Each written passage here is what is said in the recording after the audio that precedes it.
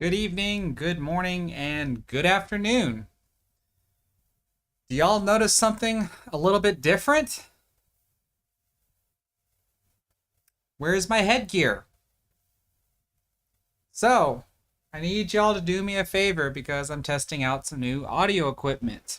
I need for y'all to let me know how do I sound. Give me a thumbs up in the chat or do something. Matter of fact, just give this stream a thumbs up if you can hear me loud and clear. Let me know if you can hear the air conditioner because it is running.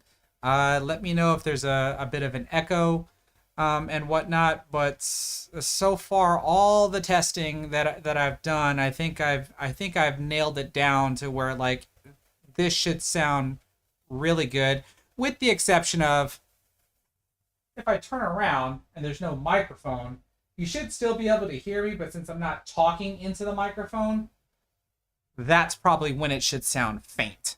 That's really the only drawback that I'm getting from this setup. To where like with my old Bluetooth headset, I was able to get up from my chair and go grab a drink or something, and I could still talk to you while I'm outside of the office.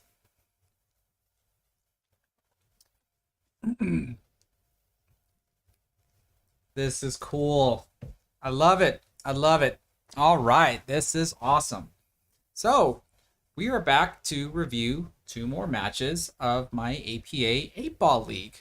I've done some changing around of things to where hopefully now I can pay a little bit more close attention to the camera here, with the exception of I do have the live chat here kind of on my right monitor.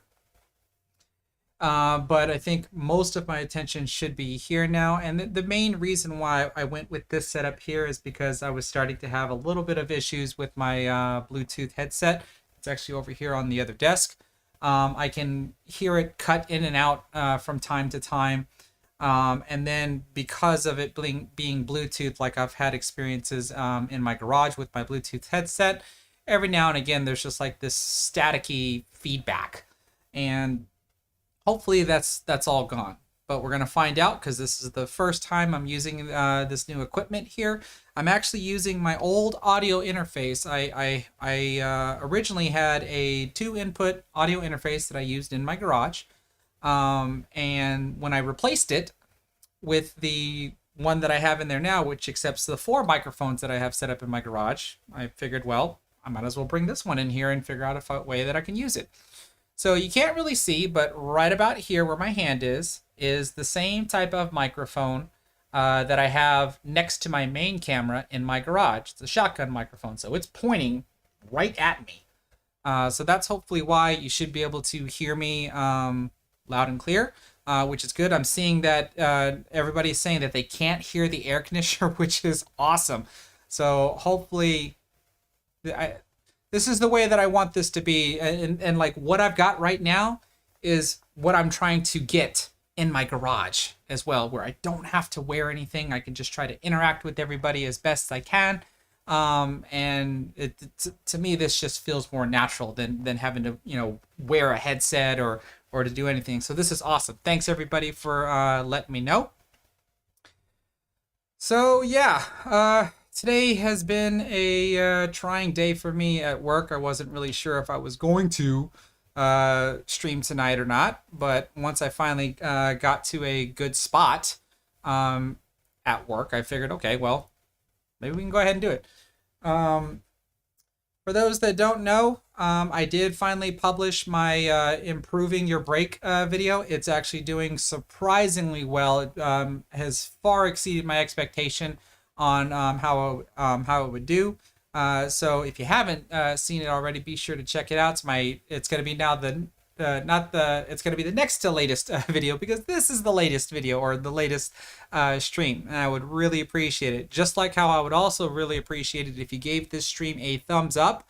If you're watching on Facebook or YouTube, but if you're on Facebook, not only if you would do me a favor and give the stream a thumbs up, if you could share it to your Facebook profile so your friends and family can get to know me and watch me play pool and critique myself and maybe get interested in pool. from that as well. And then, of course, maybe even share it to your favorite pool groups. I would really appreciate it. As far as on YouTube, everybody on YouTube should know the business that if you give me a thumbs up, it helps me out in the YouTube algorithm. So that way people can discover the live stream while we're doing this and have more people join in with us. And then, of course, discover the stream after the fact. All right. Well, I don't really have any announcements as of yet. I am going to be having a product review coming up here soon. Time permitting. Really, I don't know if I'm going to get it by this week, but certainly I can probably get it by next week. And I still have yet to really, like, I'm doing my trainings that I had talked about, where like I'm doing like a bunch of straight in shots. I'm doing drills. I just haven't actually figured out a way how I want to record and present how I'm doing these drills. I'm still trying to formulate all that in my head and how that's going to work as far as content that not only is going to benefit me, because you're going to get to watch me struggle going through drills, but then hopefully it benefits you as well to learn how to see the mistakes that I'm going to see of myself and learn ways on how to fix the issues that I'm having if you're having the same types of issues. But as I said, I haven't really quite figured out how I'm going to do that. So it's still just going to be a matter of time. And then, of course, I still got to get back into doing my straight pull high run attempts. I just realized that I had started that journey back in December.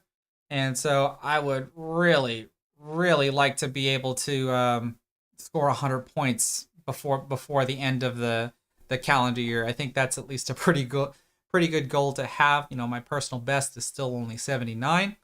I may have had a little bit of a breakthrough as to what was some of my issues that I've been having just with regards to playing pool in general.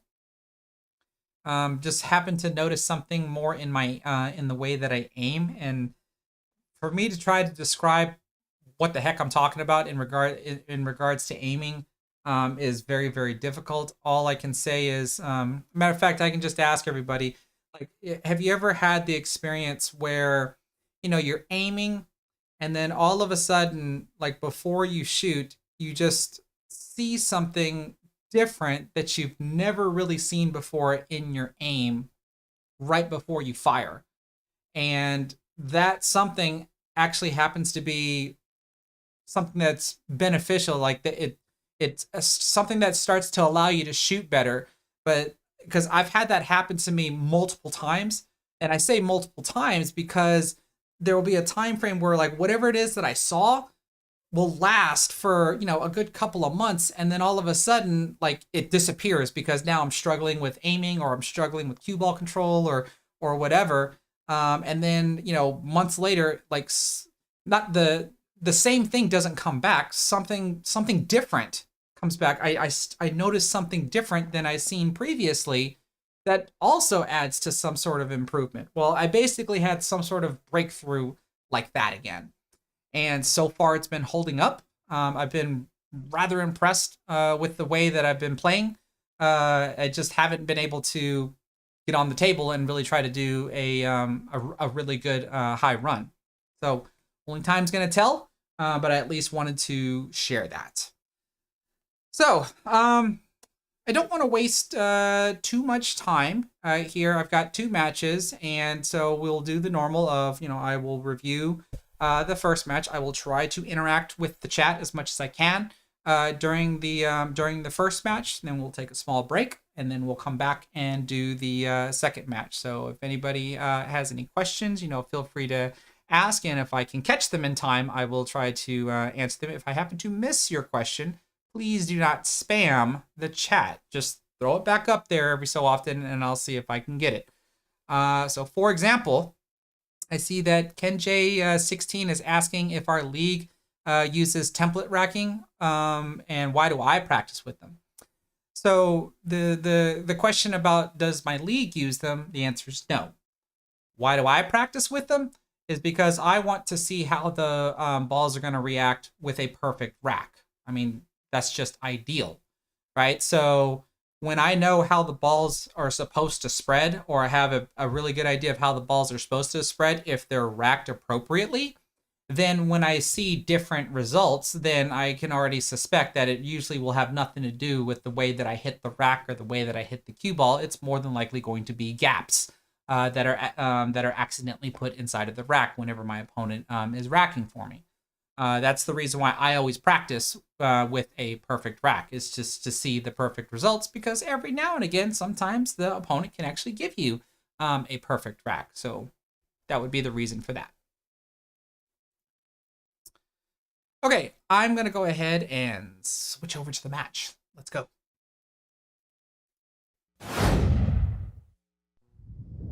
All right, so here we go. So in this matchup here, I am playing up against a skill level 7. As you can see, this is going to be a race to 5. And this is the same young man that I played, I think it was 2 streams ago, where I had talked about how I had a splitting headache while I was playing him. And I think we went hill to hill. There was that clutching moment where it looked like I was going to lose the set, but he had hooked himself on his last ball, managed to hit his last ball, but didn't make it, and therefore I ran out. DH, you want to know if this is a 7-foot table? My league is played on a 7-foot table. These are 7-foot diamond tables. So yeah, so this is a rematch that we're going to have here. And so let's get started. Oh, for anybody that might be new to the stream, basically what I'm going to do here is I'm going to try to do play-by-play commentary as to what I was thinking about, what I'm trying to execute, and then possibly just do some play-by-play commentary with my opponent as well as offer different types of advice. Sometimes I'll throw up a question for everybody to answer as to like, how would you play this particular layout, so that way we can have some sort of dialogue between me and the chat. So that way, if my opponent happens to catch this stream or catch this video, he can hopefully benefit from this as well. Because regardless of whether I win or my opponent wins, this isn't a matter of trying to make anyone look bad. This is all just for a matter of making or helping myself get better, helping y'all get better, and then helping my opponent get better. So as I'm talking about, if you can see up here in the upper right corner, I do have the IQ cue ball diagram, and the red dot is what I can move around here. So whenever I'm talking about, I'm going to hit this shot with bottom spin or bottom left or bottom right, left spin, right spin, et cetera, et cetera. You'll be able to hopefully follow along with that. Now, to start off a league match, if anybody's not familiar with APA, we do perform a lag so we can see who's going to break first.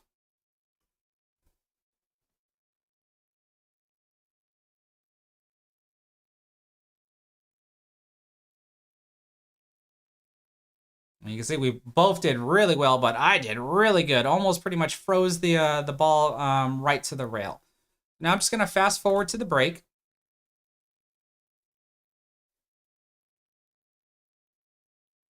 I think this match was 2 or 3 weeks ago.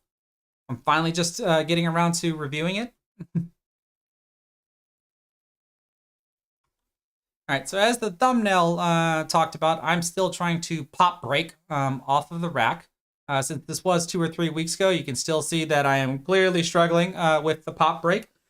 There was actually a small point in time where there was a small week in between, or a week or two, where I stopped doing it, meaning that I just started hitting the break with a leveled cue hitting slightly above center. But now I think I'm back to doing again, now that I've got that that aiming change that I previously talked about. I don't know why I just had my mind went blank there.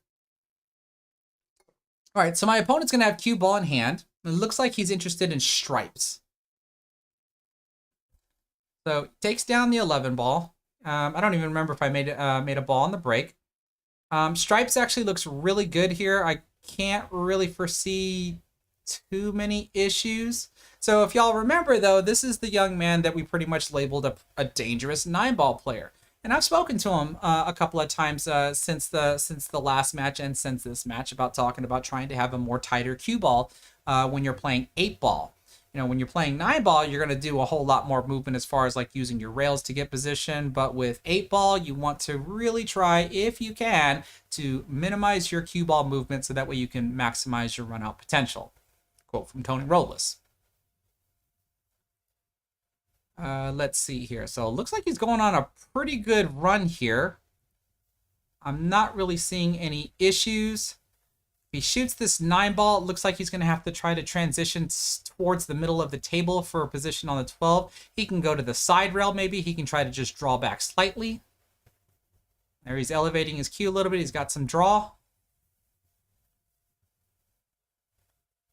Oh, never mind. He drew the wrong way. So he had to have been cutting to the left. So unfortunately, because the camera is tilted a little bit when I had to record this, I can't really see the appropriate angles. I actually thought he was able to come over to the left side rail instead of drawing to the right side rail. Looks like he still should have a shot at the 12, or unless he's point hooked. Yeah, he must have been point hooked then. If he tried to do that, he ended up hitting my ball and knocking it in. So I'm going to have cue ball in hand. Okay. So, for anybody that's new to the stream, everybody else that knows how has been to my streams knows how this works, but I always have to try to repeat this for new people. Every single solitary time that I come to the table, the first thing I do is look and see where every one of my balls are at, whether it's after the break or when I'm coming to the table. So after the break, especially after my opponent's break, when the table is open, I scope out everything because that's obviously going to help me figure out if I'm going to choose solids or stripes. But when sets are claimed, like in this instance, for example, I am solids, then I'm going to be clearly looking at where all of my solids are. The 1, the 6, the 2, the 3, the 4, the 7, and then let alone the 8-ball. And what I'm trying to do here is I'm trying to figure out, since I have ball in hand, what is the hardest ball for me to play position on? And since I have ball in hand, then I'm more than likely going to start with that ball and then try to piece apart the table. If there happen to be clusters on the table, that is obviously going to be the hardest spot, though I can't just shoot into a cluster if I'm just going to sacrifice my turn, unless I'm trying to get lucky. Then what I'll do is look for a ball that I can shoot in and then try to send the cue ball into the cluster in order to open it up. So I think here, I don't remember exactly what I had done here. So you're going to see me just, you can't really see because it's dark, but I'm standing right here and I'm looking at everything. I don't think these are an issue here. No, never mind. They are an issue. We can see that the 3-ball can go here. The 4-ball is not an issue. The 7-ball is not an issue. Only the 6-ball is an issue. So that's why I start with my cue ball here. And if I remember correctly, what did I do? Did I roll forward for the 7? So, I mean, I'm already so close to the rail here, so I'm automatically hitting the cue ball with topspin. I just can't remember where I followed forward to. I don't think I stayed for the 1. No, I went to the 3 because the 3 does go through here.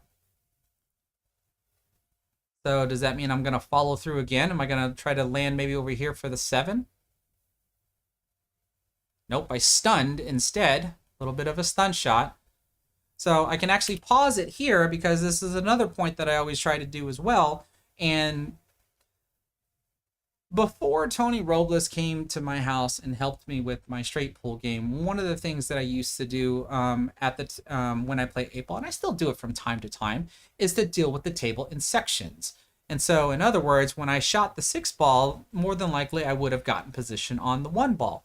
But after Tony was helping me with my straight pull game, I started seeing different kinds of patterns. And with as much straight pull as I've been playing as well, I've also been picking apart 8-ball racks kind of like I would straight pull. Meaning that since this is my last ball that I can call the break ball, then I would want to know, well, what ball is going to be my key ball that's going to lead me to the 8-ball. And if I remember correctly on this one here, I chose the 4-ball to do it.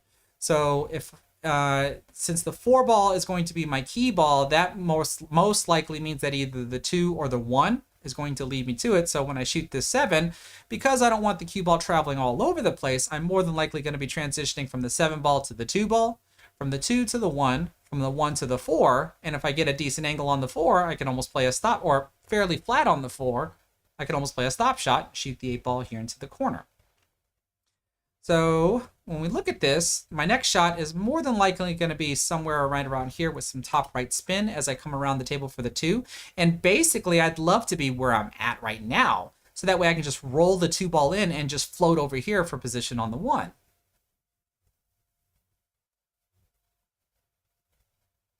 So here's where my cue ball was, and here it is now, kind of still in the same position. So that way I can still just roll the cue ball forward and be able to knock the 2 in. Go over to the short rail, bump off of the short rail. I don't want to be stuck to it or just not get to it at all. So that'll work as well.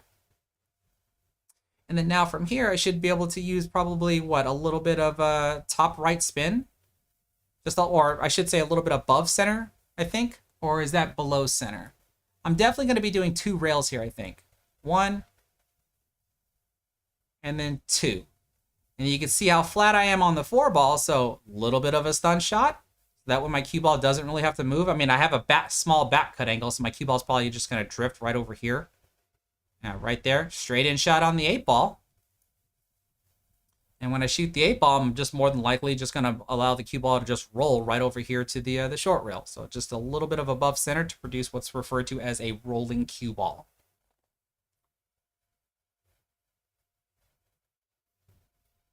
And with 1 inning gone, I was able to take that rack down.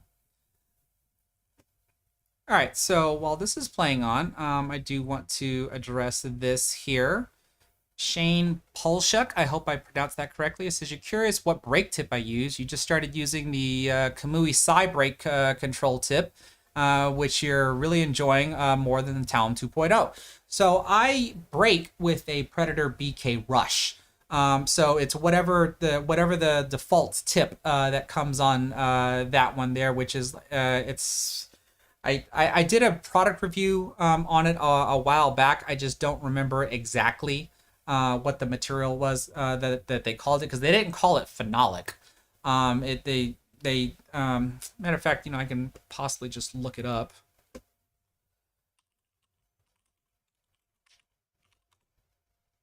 While I'm looking that up, we will see my next break.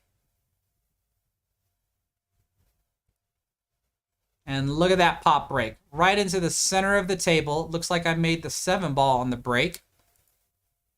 So I am solids. And the unfortunate part about me being solids is, look right here.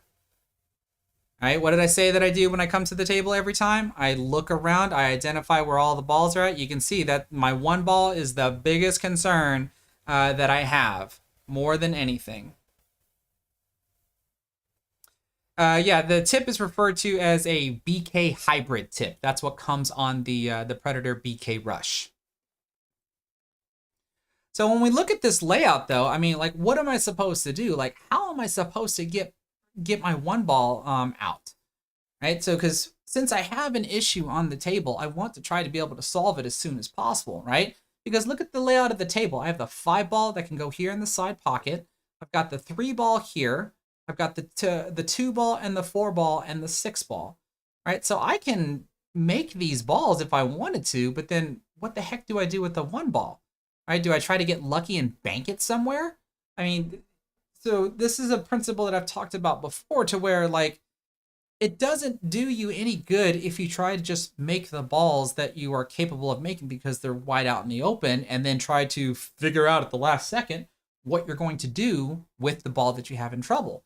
Because then all you're doing is just giving your opponent an easier table now that you've removed all of their obstacles off of the table. So I want to try to get to that 1 ball as soon as I possibly can. Let's see how I do that.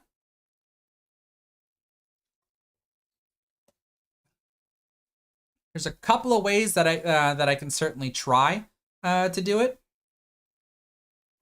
Ideally, I would want to somehow hit the 1 ball on this side, right? And kind of send it this way into the rail off the 9, and hopefully not get tied up towards the 8, because it doesn't do me any good to attack the 1 ball from this side, because all I'm doing is pushing it over here to a blocked pocket. All right, so that doesn't help me at all. All right, so if I can hit the one ball hopefully anywhere on the left side, then I might be able to do something with it. So we can see here, it looks like I'm starting with the 3 ball. I think it looks like I'm doing a stun shot. All right, so you can see I stunned over for the 6 ball because do you see what I'm going to try to do here? With the angle that I have on the 6, I can try to make the 6 ball into the corner pocket and have my cue ball do this. And that way, my 5 ball will hopefully be a backup shot just in case I don't do, I'm not able to do anything. Of course, I also might still be able to shoot the 2 ball, maybe even shoot the 4 ball. So this is a high risk move that I'm going to try to make in efforts of trying to break and run the rack. Let's see what I do. See right there? There's me trying to measure up where I think I want to strike the rail so that way I can hopefully run right into the 1 ball. So I think this is with a little bit of stun right spin. You're going to watch it fling off that side rail.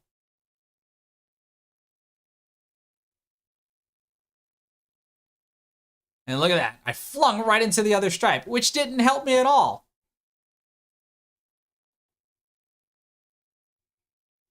So what we say? Strike 1 with trying to break out the 1 ball.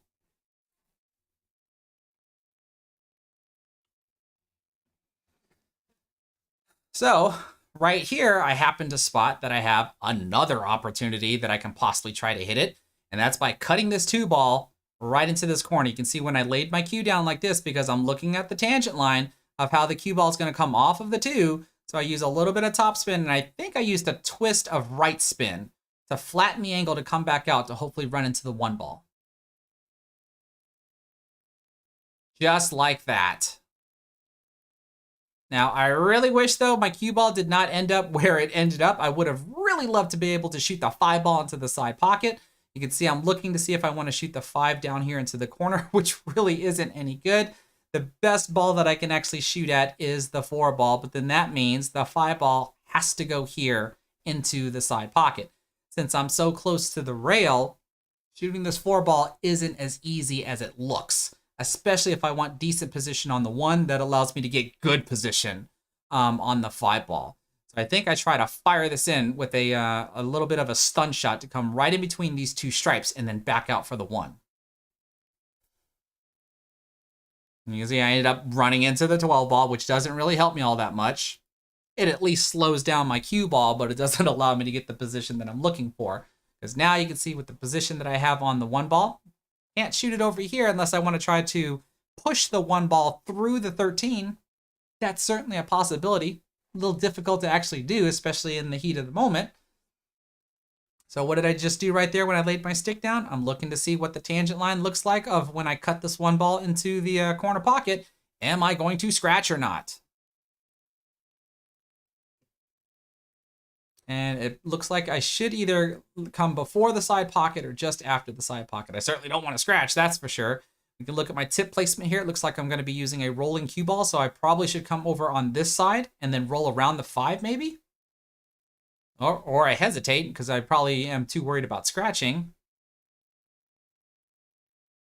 Still looks like it's a rolling cue ball.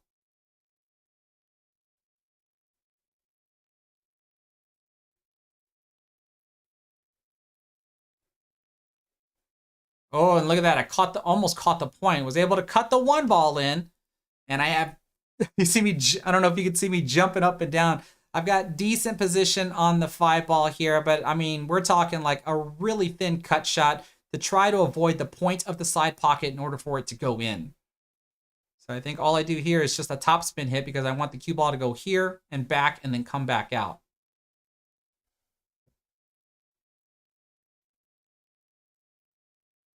Again, this is not as easy as it looks. I gotta make sure that I avoid this point right here.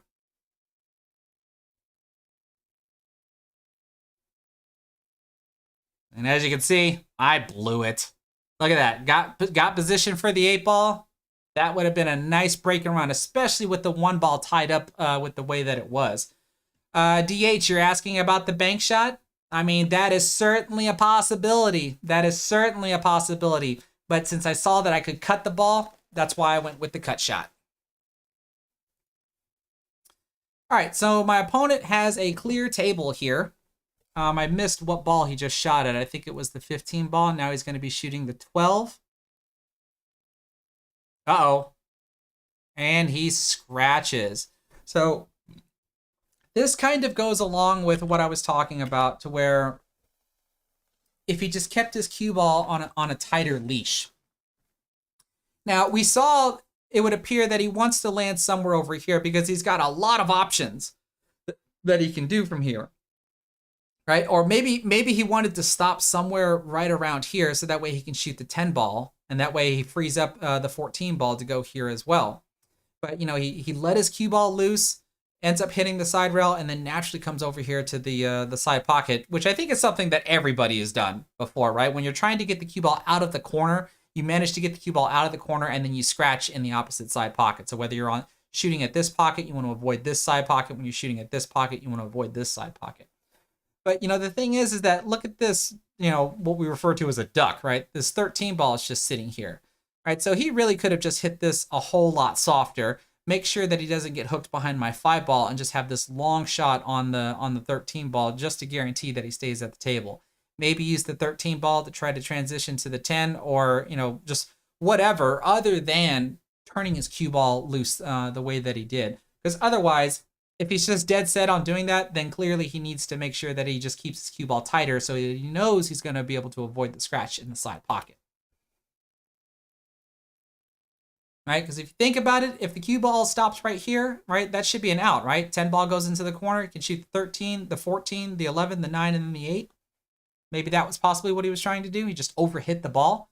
But now with me having cue ball in hand, right, minimal cue ball movement, stop shot, stop shot.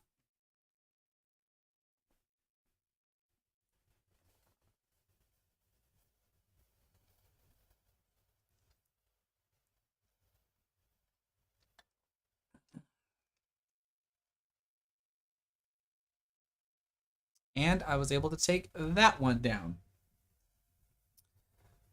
Let's see. Brian from Corner 4 Billiards, you're saying it appears that my opponent's just shooting and hoping for position. I can tell you that he's not doing that. He's actually a really good player. Like I said, he plays more 9-ball position, which can work in 8-ball. It's just not the most optimal way of playing 8-ball. As I said earlier in the stream, you know, you really want to try to keep your cue ball a lot more tighter and not move your cue ball around as much. I mean, because one statement I always like to say when you're playing pool in general is if you're having to control every single solitary shot that you're doing, then you're not really playing good pool, right? It's just, if you're able to just roll the cue ball around naturally in the natural path of where it's going to go, lead you to your next shot, and then every once in a while you got to put a little bit of control to be able to get back in or get back in better position, then that's at least playing better pool, in my opinion. Now, we can see with this break here, I ended up breaking dry, so my opponent's going to come to the table. He's got a shot, obviously, at the 9 ball. Looks like he also has a shot at the 2 ball and the 15 ball. Now, one comment I had made for my opponent before is that he appears, though, that sometimes he'll try to build a run out on the fly. Right? Not like there's anything wrong with that, but I did advise him that he might want to try to build, you know, runs before he even starts his current run. Right? So he shoots the 2 ball in. Did he purposely mean to run into my 15 ball so that way he has position on the 6? Now he's going to be transitioning from the 6 possibly to the 1, or is he going to stun over here for the 4-3 or the 5? Nope. Looks like he just tried to gently roll it in so that way he can have position here on the 7, but you can see that the 6 ball does not touch a rail, which gives me ball in hand. One little habit that I always do when I have ball in hand, I always check with my opponent. Do I have ball in hand? So, same exercise. I have ball in hand, and I am stripes. How would everybody try to pick apart this rack here? What does everybody see? We have my 14 ball here next to the 8. This could possibly be a key ball. This could possibly, this 10 ball could possibly be a key ball. We've got the 15 ball here. This looks like the 10 ball, I think. Or no, this is the 12 ball, I'm sorry. And this is the 9 ball, the 13 ball, and the 11 ball. And really, this is the hardest spot on the table, the 13 and the 11. That is more than likely going to be where I start.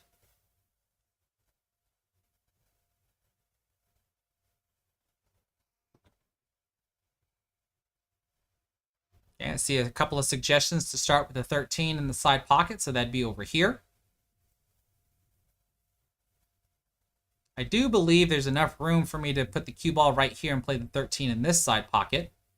Unless that's what everybody was also talking about. 13 either here or here.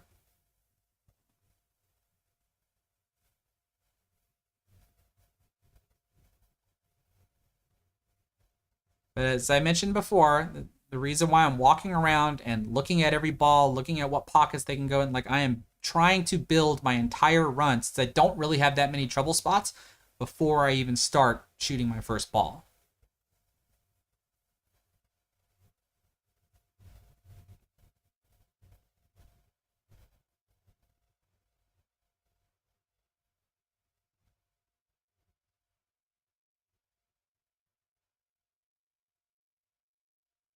I actually did not realize that I took this long to figure it out.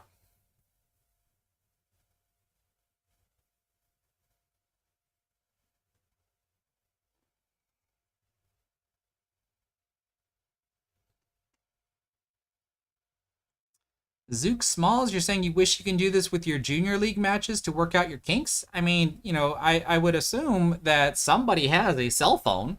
All you need to do is buy a tripod so that way you can record your matches and look at them later. So now look, so we said 13 in the side. Looks like that's what I'm going to start with. I'm just going to roll the cue ball forward. That should give me position on the 11. And with that, that probably means this ball is not going to be the key ball.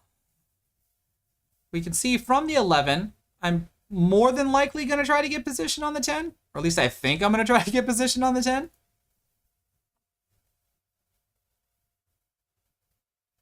Unless my angle's too much and I don't want to try to do too much work to hold the cue ball. Okay, so that looks like a rolling cue ball.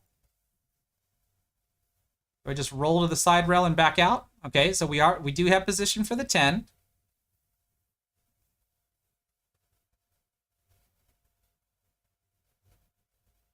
I'm not sure what type of angle this is that I have for the 10 in the side. If it's straight, then yeah, see if it's too straight, then I can't really, I don't want to try risking getting position on the 14. If I had a bit of an angle to where I can have my cue ball come over here, then I would try to get position on the 14.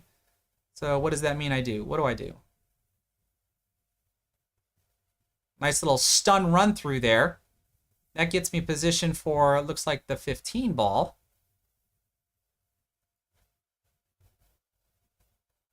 Why did I do that? Why did I come over here and do this? Well, if I shoot the 15 ball in, where's my cue ball naturally going to go? 2 rails around and land somewhere over here for the 12 and the 9. A little bit of a top right spin, I would think. Or no, top left, because I'm coming to the left. But we can see I hit that one just a tad bit too soft, right?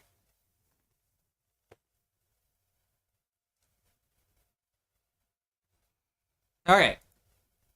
So here's a good question for everybody. I think I just spoiled it with what I just gestured there. What would y'all try to do here? Like I have position, right? It's not the position that I was actually wanting, so it's a little bit fortunate. I can see we got some suggestions to go for the 9 ball. And then who would go for the 12 ball? Like who would shoot the 12 up here and then try to use the 9 to get position on the 14? I'm sure there's a couple of takers out there. But Rick Sexton here, I do agree with you because that's what I tried to do. You saw me gesture to where I want to be able to play the 9 ball, get my cue ball somewhere right around here so that way I can just shoot this 12 ball into the side pocket and just follow forward to hopefully get position on the 14.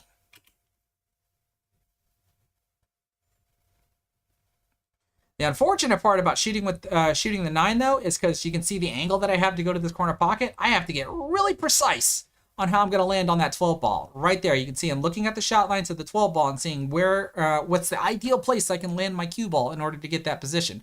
Because if I get bad position, then getting on the 14 ball is going to be really difficult. I think I tried to just stun this over to the rail.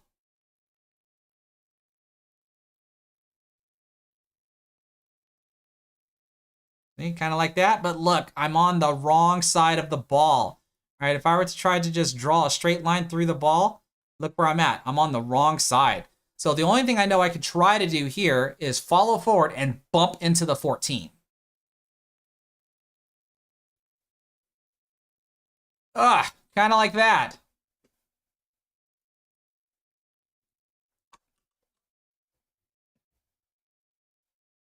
What do y'all think, folks? Does this go?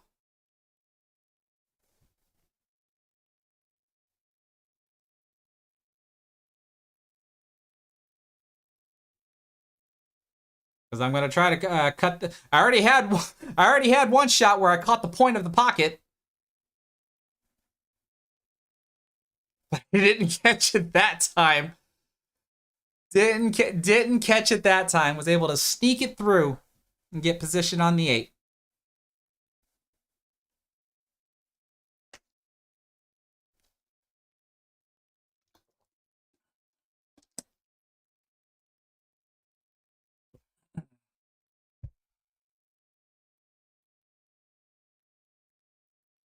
Where did I... Oh, I must be waiting for somebody.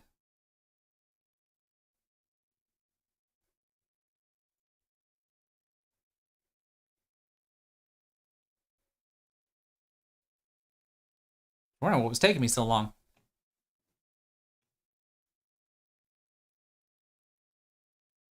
Eight ball in the corner.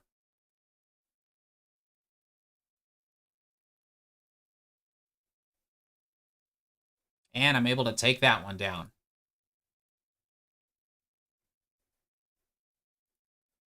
Steve 99, what size pockets do you consider buckets?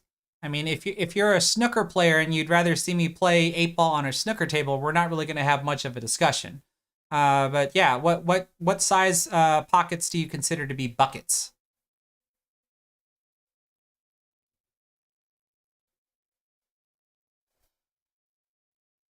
Rick Sexton, we're both 7s, but if you compare us by Fargo, I'm probably like 100 plus points higher than this young man here, which is kind of the unfortunate part with APA. Like, we have 2 skill level 7s, but there's still a broad spectrum of lower 7s versus higher 7s.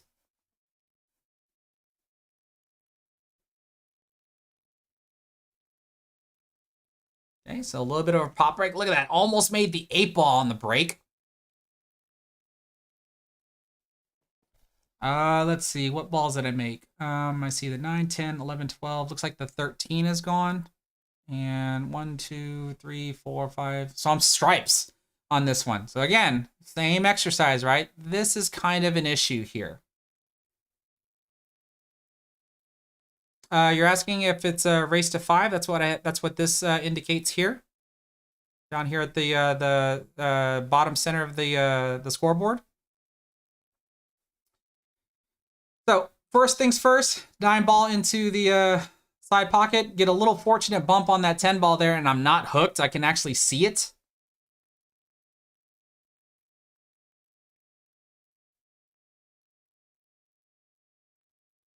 There I am right here checking to see if the 15 ball can freely go past the 4 ball, and can I hit the 15 ball full enough without contacting the 14 first.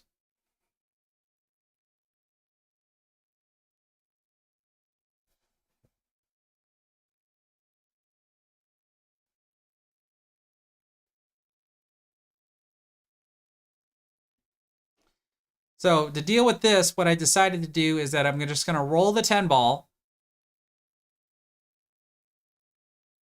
bump into my 11, and look at the shot that I have on the 12 now.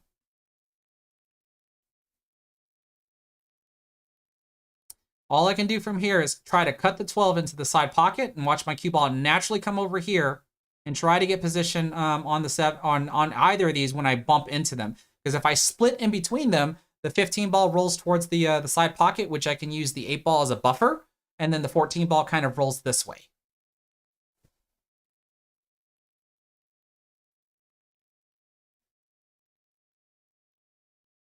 So I think I put a twist of left spin on this shot. Because of how thin I'm going to be cutting this 12 ball, I thought I was going to land right here and then spin into the 14 and the 15.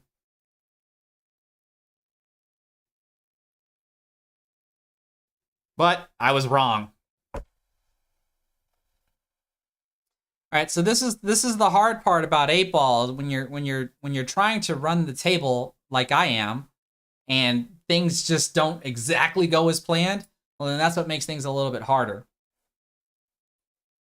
So here's where I can confess that I got a little lucky, because you saw me earlier gesture right over here because the 14 ball clearly goes past, or I have a shot at the 14 ball to go here into the corner pocket.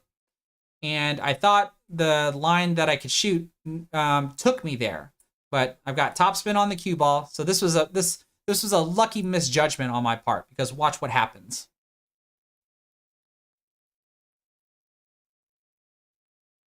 Got the 11 in, get a friendly bump on the 7 and a friendly bump on the 14. Desmond Hopkins, you're saying, have I ever tried a different angle to record my matches, like higher to see more of the angle? I have those on my channel, to where I'm actually either at the foot end of the table or I'm at the head of the table, straight on with the table as high up as I possibly can. Just I can't always I'm not always guaranteed to be on the same table for every league match. And so this is the only appropriate angle that I was able to get.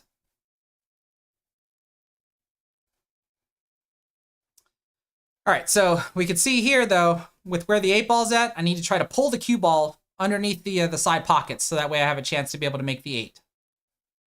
So straight drawback, and I pulled it back just enough. I can see more than enough of the 8-ball to be able to cut it here into the side pocket.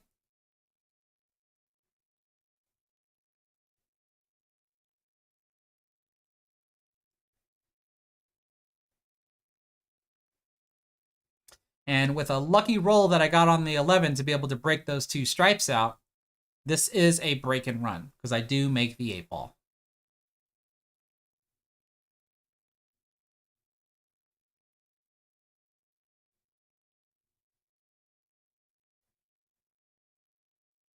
There we go.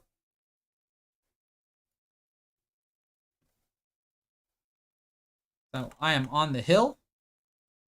Anybody that's been following me long enough knows that when I'm on the hill in an APA match, I try to end it right away with an 8-ball break. So a little bit of a stun left spin on the cue ball as I try to hit the ball in the second row. Watch that 8-ball get kicked around the rack, and look, almost end up scratching in the corner pocket. And I certainly don't want the 8-ball to fall if I end up scratching. But when we look at the table now, 1, 2, 3, 4, 5, 6. Looks like I made the 7-ball. Then we got 9, 10, 11, 12. The 13 is gone. So I have an open table. What does everybody choose here? What does everybody like here? Do they like solids or stripes? The easiest shot is obviously the 12-ball that's sitting on the head rail next closest to my cue ball. But it does look like I have a shot at the 1-ball. I can't really tell if I have a shot at the 4-ball. This being the 4-ball here. One small issue that we have here for both solids and stripes, because the 3-ball and the 5-ball are tied up with the 11, 14, and the 9-ball. Let's see, so far I see 2 votes for solids. What I can tell you, Craig, since you're asking if the 5-ball goes, the 5-ball doesn't go, primarily because of my 10-ball. Or not my 10-ball, but the 10-ball. The 10-ball was a little bit more over, then it would be able to go.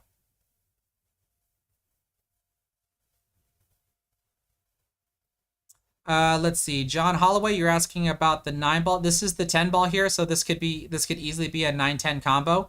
There is room back here to fit a ball in, like the 11 or the 14 ball could possibly fit back here.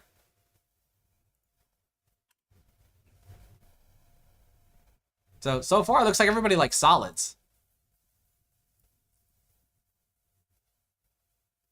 It's no problem, John. The lighting in the pool hall, of course, with the camera that I'm using, it's a little difficult to see what all the balls possibly are, especially if you're not sure if you're watching on mobile or not on a mobile device. But see, I actually like stripes. Okay, so I know it looks like we got a lot of votes for solids, but I like stripes.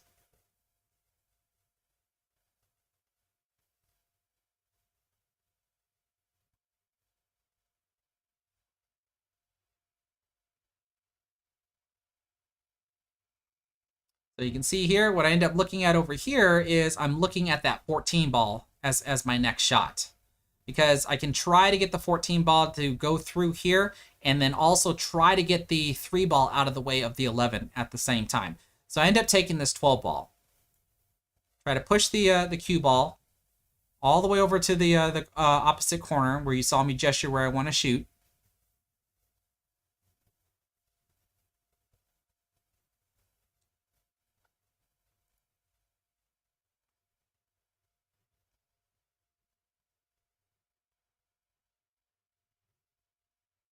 Now you can see I'm also looking at the 9.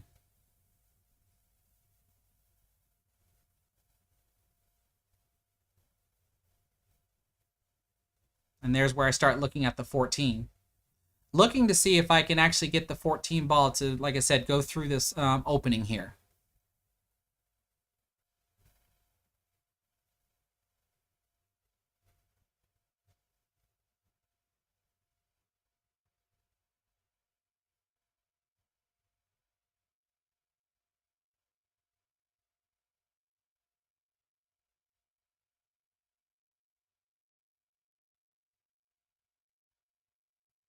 And look how I luckily got that 10 ball. I don't know how the 14 ball double kisses that 10 ball in like that. One more time.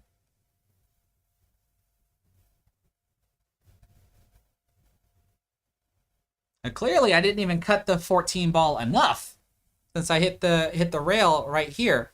But now, regardless, what am I going to do with this guy? Because this ball does block the 11 ball.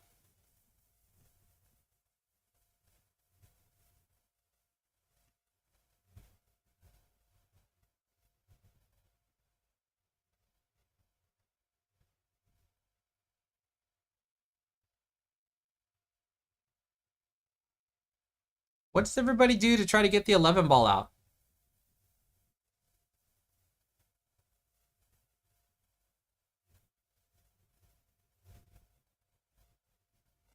So there I am, checking the shot line to the 14 ball.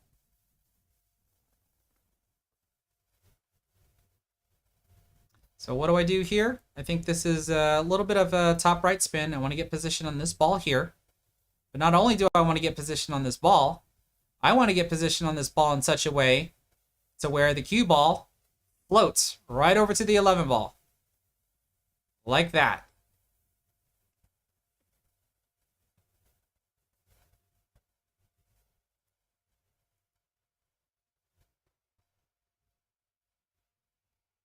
So here, a little bit of topspin. Right, because when you look at the tangent line of this shot here, the cue ball kind of does this, and I want it to bend forward and bump into that 11 ball, if I can.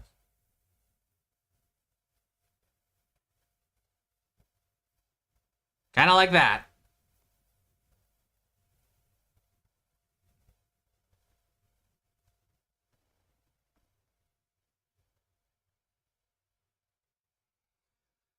So, clearly it would be nice if I can use the 15 ball as a key ball, but you can see the angle that I have on this 11, my cue ball is going to want to float forward. And the question is, like you saw where I pointed on the table, can I get my cue ball to stop right here?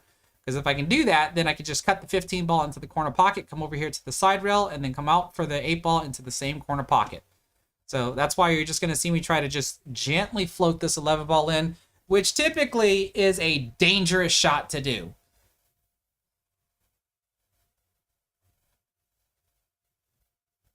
Look at this. All right, that was that's a pretty dangerous shot to actually take, because clearly the ball could not make it. And then my opponent would have ball at hand because it wouldn't make its way to the pocket. But here, stun right on the cue ball, so that way I can play the 8-ball into the same corner pocket.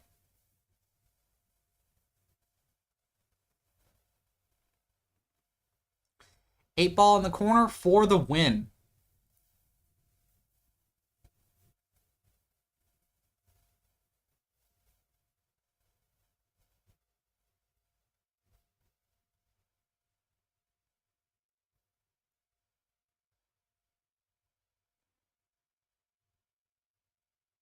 I take it down 5-0. Not only do I take this one down 5-0, but I did it in 3 innings. That is a new record for myself. I think the previous record that I had was that I was able to finish in 5 innings. Now I've got it down to 3. So sooner or later, hopefully I can get it down to 2, maybe even 1. What's going on, Rack Accoutrement? Says you can't believe Slop counts. I mean, it's the rules. I mean, if you play 9-ball, I hope you don't play Slop in 9-ball. I mean, what would literally be the difference, man? It's just part of the rule set. Now I did see a question earlier. I missed it. Let's see here. Oh, and I do see that actually a couple of people actually from Facebook said that they like stripes on that one. So I happen to agree with that. Where did it go? Where did that question go?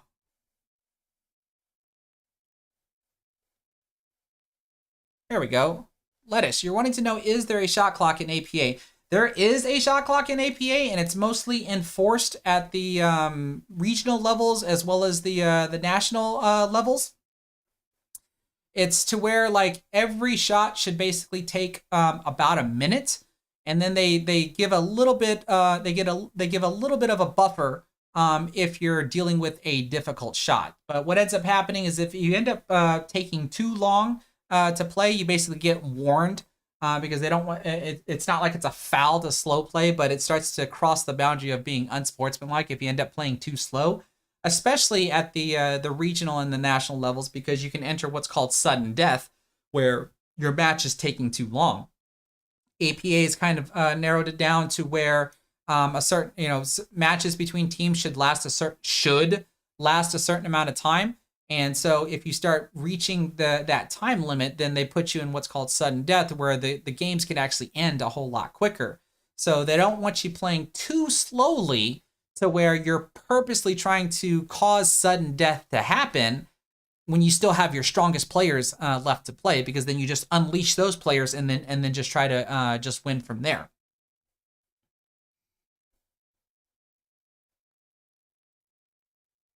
Rack Accoutrements, you're saying all the 8-ball leagues that you play in is called pocket? Well, I mean, I play in the BCA as well, and BCA is call ball, call pocket as well.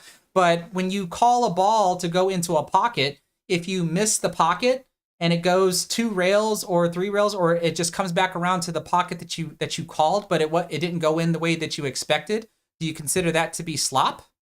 I mean, so we can't try to enforce one rules over the other, because that's why there's this separation between, like, the APA, which is meant for your amateur pool players. BCA is a little bit above APA. That's why they have the call pockets. That's why in BCA they also allow jumping. You're allowed to jump in APA. It's just that you can only use your playing cue when you actually jump. You can't use any jump cues or anything like that, and or you can't use any specialty cues when you're playing. The only specialty cue you're allowed to use is a break cue, and you're only allowed to use it for breaking, as far as I know.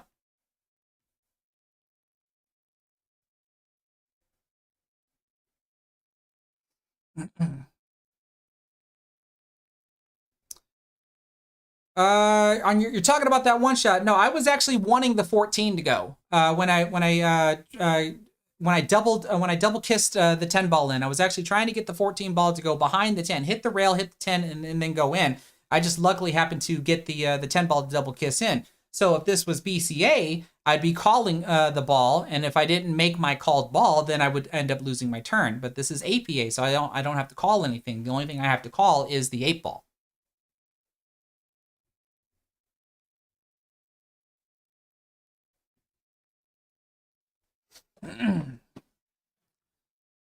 All right, so that was one of the quickest matches that I was actually able to have. It's been a long time since I've actually been able to play as well as it is, especially after the last match that I showed y'all where I got my butt kicked by another 7, 2-5. So this was a nice redeeming match for me to have after the previous week, or the previous stream that I showed y'all. Yeah, John Holloway, you play in VNEA. I don't know of any VNEAs around this area, but I know that that's very, very similar to BCA in regards to having a call ball, call pocket. But I always find the slop argument just to be an interesting topic to debate, because they would, because I know they're, APAs. I think I don't know if TAP or Napa allows slop shots.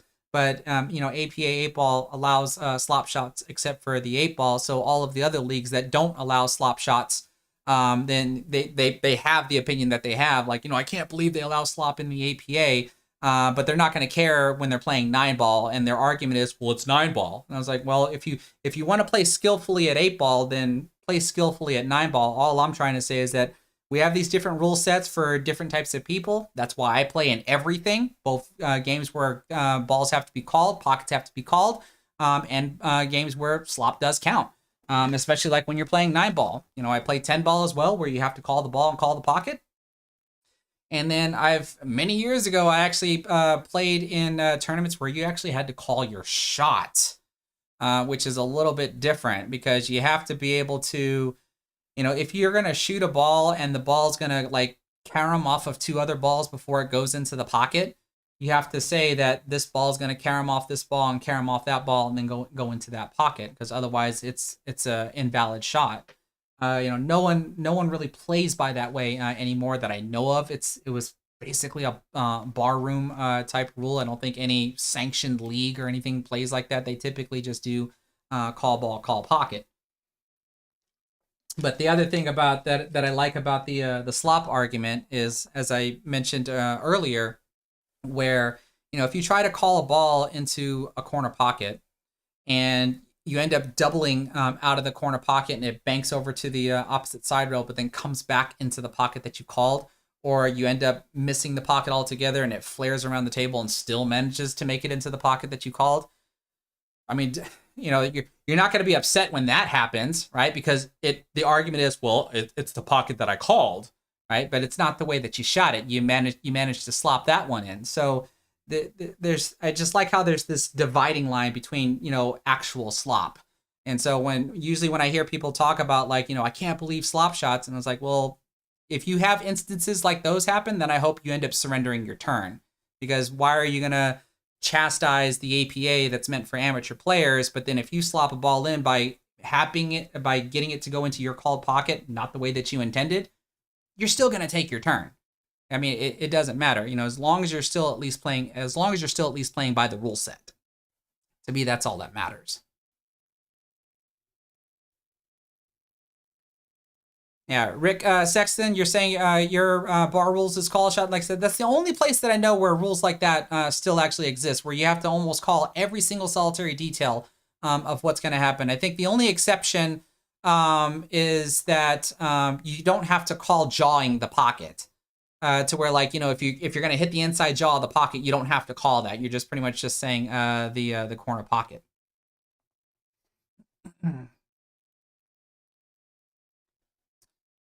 Let's see. Rack Accoutrements, you're saying it probably doesn't happen a lot. You can see it being a time issue. We had a couple of matches last night in the ACS League that took 30 minutes from safety plays. I suppose you get to play safe play in the APA also. I didn't realize. I mean, yeah, because they have fouls. APA has fouls as well, so you can get ball in hand and stuff. But anything that basically prolongs the game, whether you're playing defensively or whether you're just playing slowly, at least at the local level, like this level here, you don't really have to worry about slow play. No one really gets too carried away with slow play, but I have seen where at the city level and at the national level, they give you those little like 1 minute hourglasses.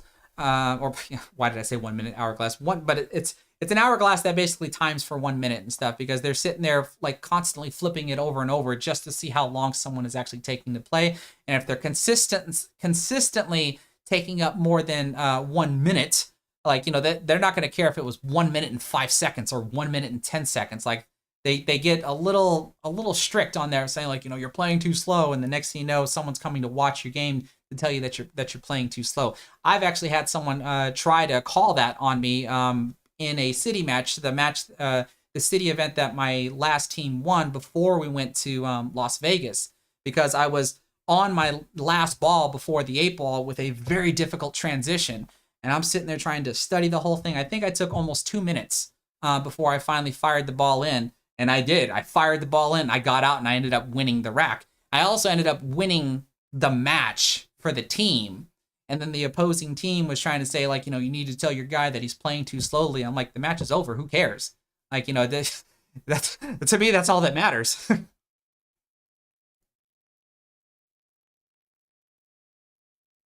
What's this here? Aiden Derry, you're saying, is it a foul if you don't get the ball in the pocket you choose? So in APA, since you don't have to call the pocket, if you make a legal hit on your set, you know, solid or stripes, if you make a legal hit and it falls into a pocket, it's still your turn. In other leagues, you have to designate what ball you're going for and what pocket you're going for. And typically when it's a very obvious shot, nothing gets announced, though there's nothing in the rules that stipulate that. The rules say you have to call your ball and call your pocket. But gentlemanly, if you see that your opponent is obviously shooting at a particular ball going into a particular pocket, there will be no announcement. If you wanted to be very strict about the rules, then you can pretty much say, you know, what are you doing or whatever, and try to get unsportsmanlike callings on them if they're not announcing every single solitary shot. So if you're playing in something non-APA related like BCA, and I also saw ACS and VNEA, you have to call the ball and call the pocket that it's going to go in. And so if it ends up going into another pocket, because it's not the pocket that you called, you end up losing your turn. But if it's the 8 ball, if the 8 ball falls into a wrong pocket, I think every league has that universal rule. If the 8 ball goes into an uncalled pocket, you end up losing the game. It's not a loss of turn, it's just a loss of game. Let's see here. I'm gonna start setting up for the next match. Still take a little bit of time to chit chat with everybody, because like I said, the first one was a little on the quick side. Oh, here we go.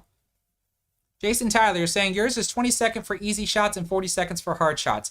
And see, I think the APA rulebook kind of specifies that as well. And I really, really dislike the term of easy and hard, right? Because that's subjective, right? So what's easy to one player might not be easy to another player.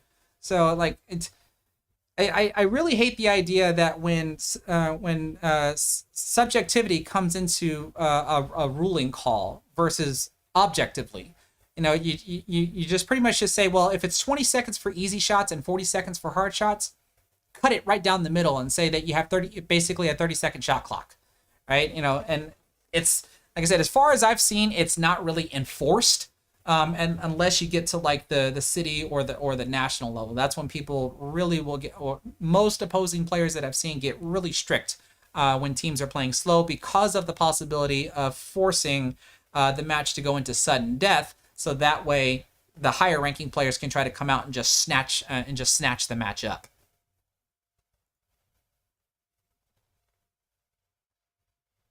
I just heard the cat. Does anybody want to see the cat?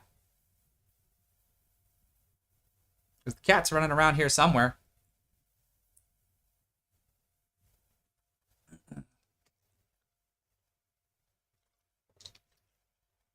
Hang on a second. I'll be right back.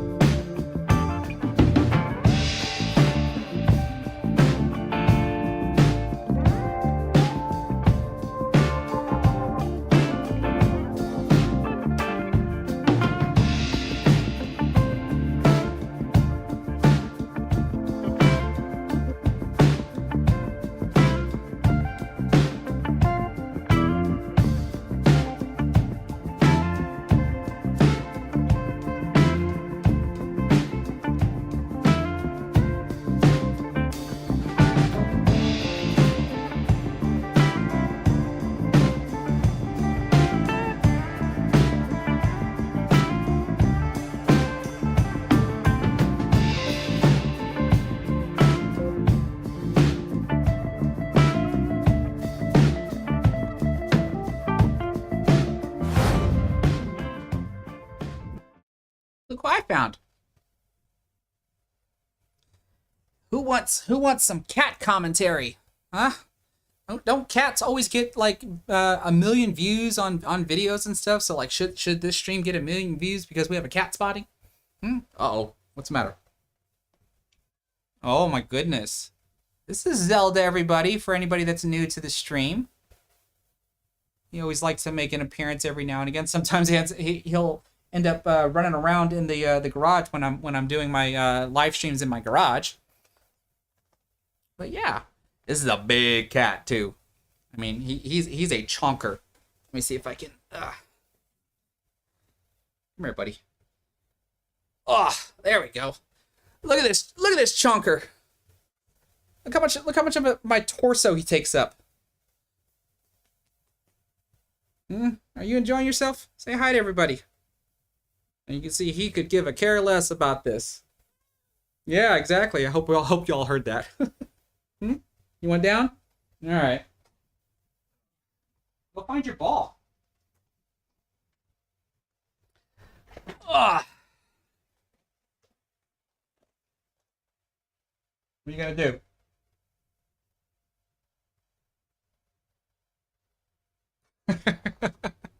Just gonna plop yourself down there. Okay. Let's see here. Let's go ahead and start queuing up for the next match. There's a couple of changes I have to make on this one here. Changes meaning, look where the cue ball's at.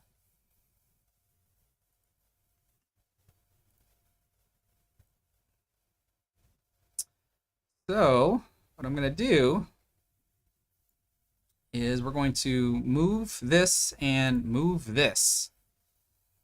Y'all get to see this on the fly.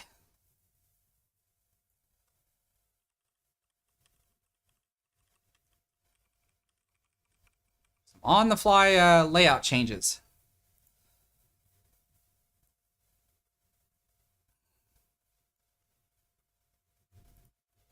Let's do that. And let's fix this up a little bit better.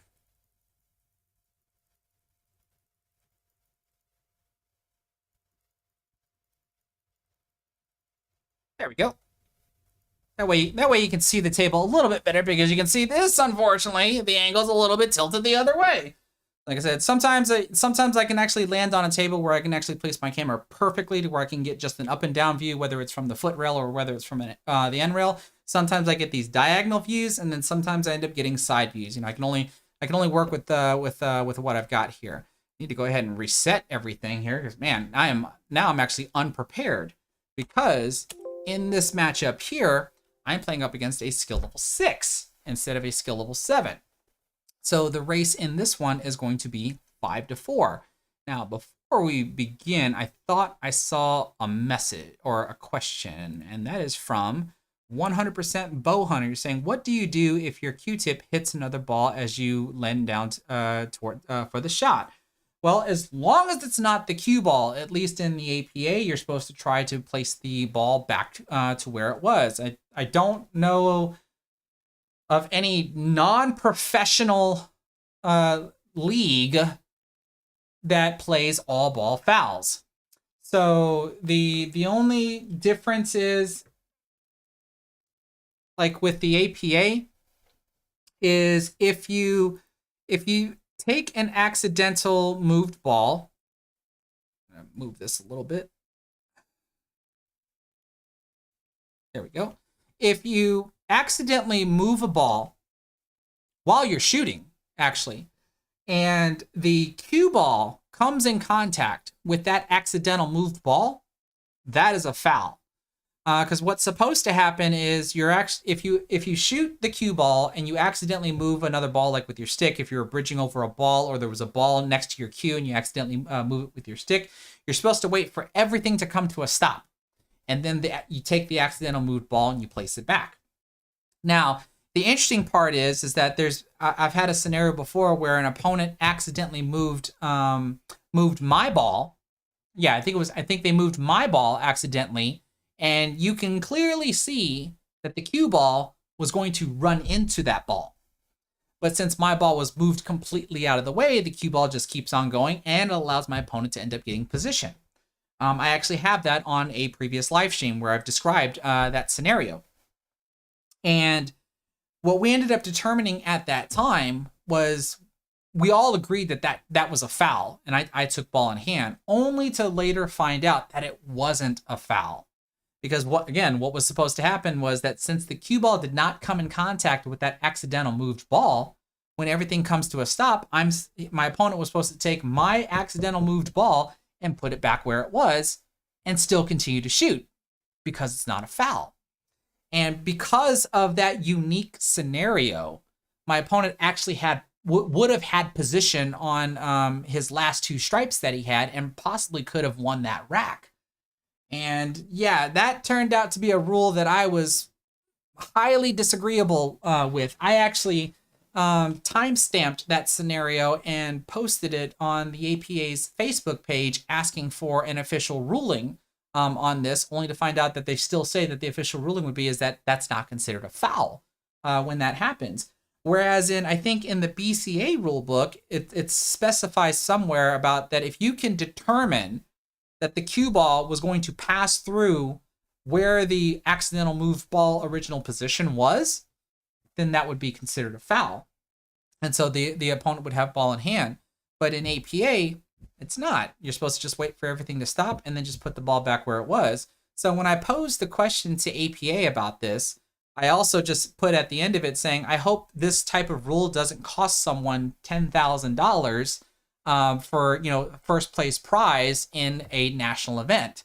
Because if you went through an entire tournament in the APA and at the very end you just decide to pull a move like that and it's your first offense, what are they going to do? Give you a warning?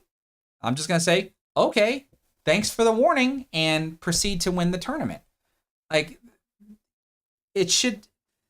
I would definitely want to say that rule should change, and I'm not saying that it should change in the efforts that it should be all ball foul. I mean, we still got to leave some room for amateur play, but when you're talking about how you can accidentally change the entire layout of the table so long as the cue ball is not touched and it's not considered a foul, then that I personally just do not like that. Okay, let's see here. So as I said, in this matchup here, I am playing up against a skill level 6. This is going to be a race 254. I've actually had this player on my channel a couple of times.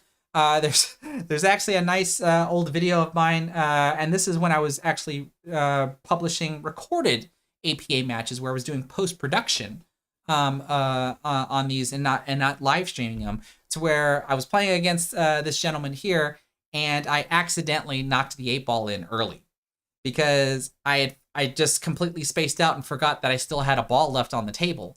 And when I had when my opponent missed, I just came straight to the table because the 8-ball was sitting in a pocket, and I just shot it in. And right when I shot it in, I saw my other ball and just went, "Oh crap! I just lost the rack on that one there."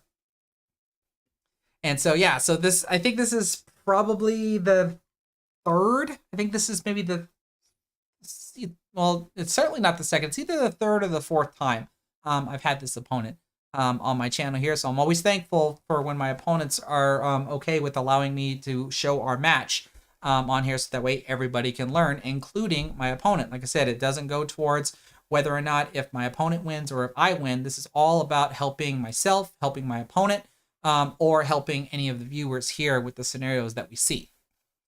Now, having said all that, let's observe the lag and let's see who's going to break first.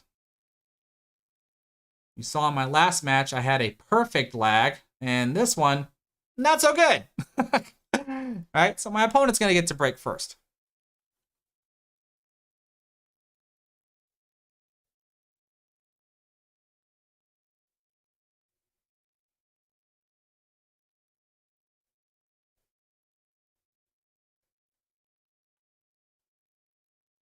All right, here we go. You can see my opponent's breaking from the center of the table.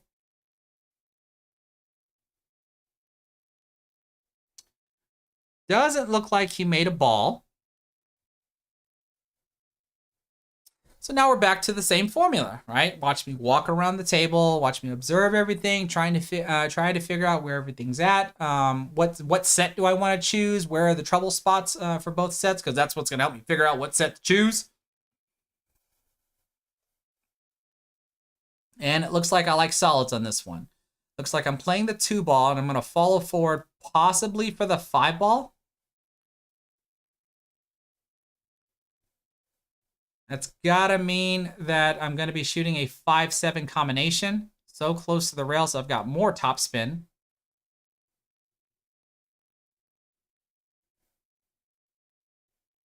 Gently knock the 7-ball in and maintain position on the 5.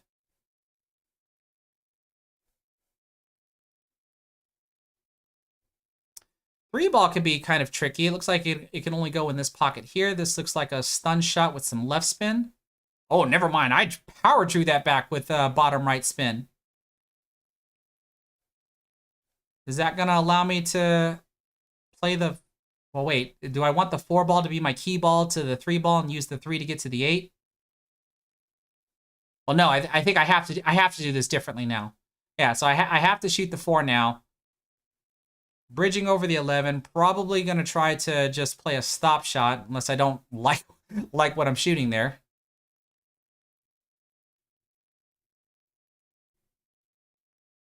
Nope, I end up getting the bridge. This is the disadvantage of being 5'5". Even on a 7-foot table, I can't reach across the middle of the table. Now, I think that was a bit much. I don't think I meant to draw off the 4-ball that much.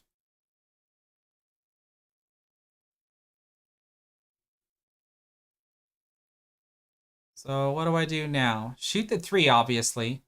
But where am I getting positioned?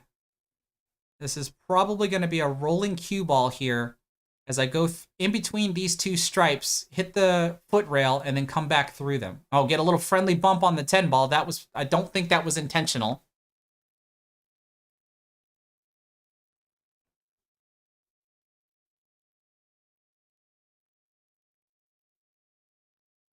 But you can see the angle that I was looking at for the 1-ball, because it looks like I have to use the 1-ball as the key ball. So follow forward from the 6. 6 goes into the corner. Right, and then from here, this is going to be bottom right spin as I 2-rail back towards the shot line of the 8-ball.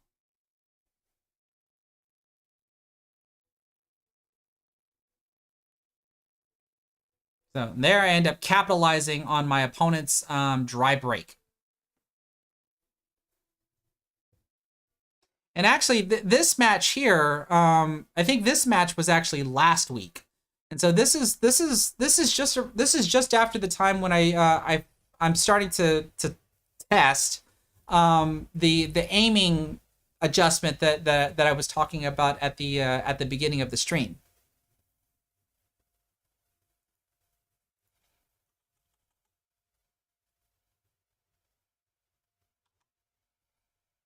And so, and actually, I think it was during this match. I can't remember if I'm still trying to pop break or if this was during the time where I wasn't pop breaking anymore. Nope, I'm still pop breaking. Never mind. So I think it was because I told you the previous match was a couple of weeks ago, and it was after that week I didn't really record anything, and then this past week I did record some matches. So it looks like I broke dry on this one. That's an inning now. You can see the one thing about the way that I like to break is I end up leaving a wide open table if I end up breaking dry. So my opponent likes stripes. He plays a mixed combination. That is what you're allowed to do when the table is open.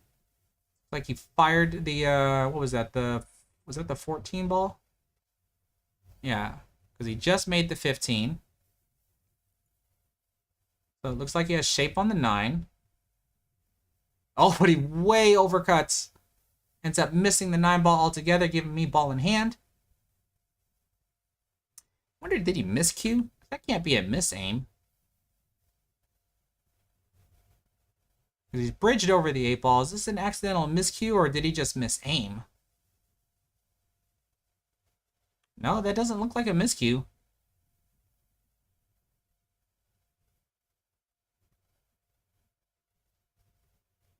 No, I don't think so. I think he just probably just rushed it a bit and just overestimated how much he actually needed to cut the ball.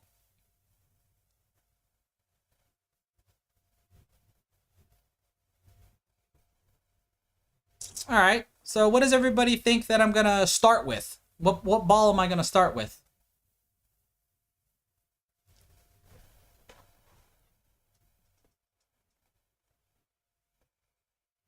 Again, when you have ball in hand, typically, not always, but typically, you'd want to be able to play the ball that is the hardest to get position on. Ah, actually, throttle lock. That's a good point. Might have got a maybe might have gotten a little bit of a masse since he was elevated over the ball. That's certainly a possibility. So you can see I start with the 2 ball. Little stun over for position on the 5.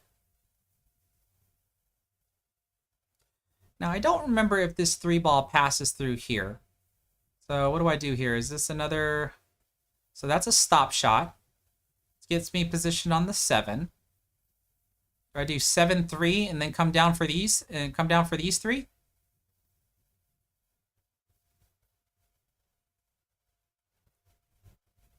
So a little bit of a rolling cue ball there.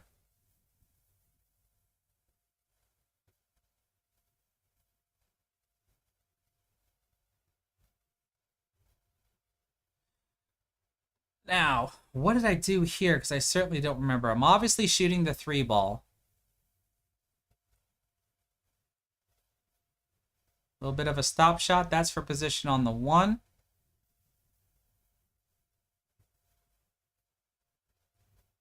And here I am shooting balls and I'm not even taking them off the board here.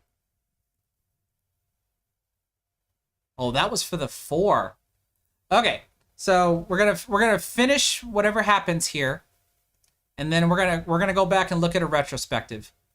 So that was actually a stun shot there, and I was more than likely supposed to stun out for the 1 ball.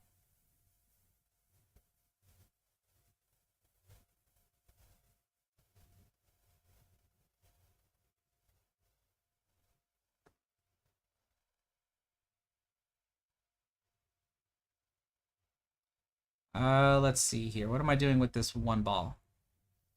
It's like a rolling cue ball. Am I going to try to bank it to the upper left corner pocket?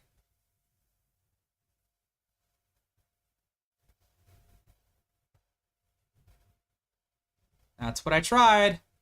Oh, I didn't even hit it hard enough because look at the position I have on the 6 to go in the side with the 9 ball being a buffer. Okay, so before I let my opponent shoot, though, I want to go back and look at this. Because I think there's a couple of things that I need to make sure that I understand, or what I could have done better. Because when I shot the 7 ball is being played no matter what. It was the position that I got on the 3 that I should have paid a whole lot more attention to, right? Because when I shot this 7 ball in, I did allow my cue ball to just slightly roll forward. I think I had a little bit of a buff center hit. And I probably should have rolled forward a whole lot more. Probably to somewhere right around here. And the reason for that is because of the cut angle that I'm going to have on the 3 ball. Because instead of playing a stop shot on the 3 ball to play position for the 1, I think I should have gotten position for the 6. Right? If we look at this, right now, because I'm as straight as I can be, I can't move from the 3 to the 6 now. And with the position that I got here, the reason why I'm saying the 6 ball, especially if I would have gotten the cue ball right here, is because I probably could have done something like this. Stunned over to the 6 or the 4. It doesn't matter. I could have gotten closer. But the reason why I'm stressing on the 6 is because if I did land anywhere right here for the 6 ball, I'd play the 6 here, the 1 here, the 4 in the side using the 9 as the buffer, and then the 8 would go here into the side pocket. That's at least something different that I think that I could have done. That would have been easier to do. And all because of the way I shot the 7 ball. I should have allowed my cue ball to roll a little bit farther, or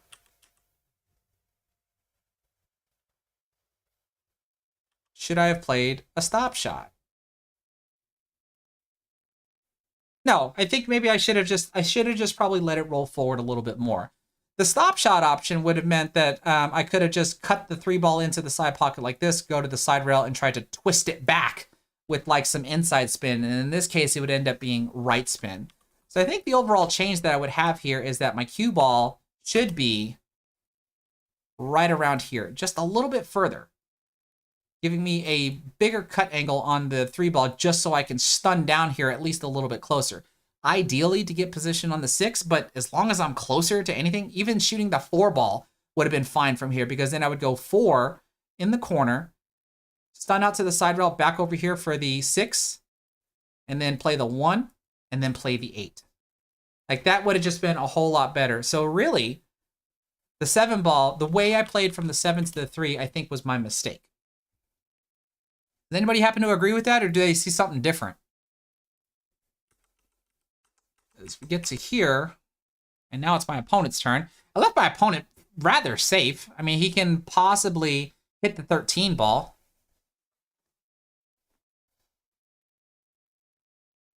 Yeah, Larry Harris, you're pretty much agreeing with me. Could have rolled up a little bit on the 3 and give that way I can have a bigger angle to get to the 4. I think personally I would want to get to the 6, but the 4 would have been a decent backup shot with an alternative route.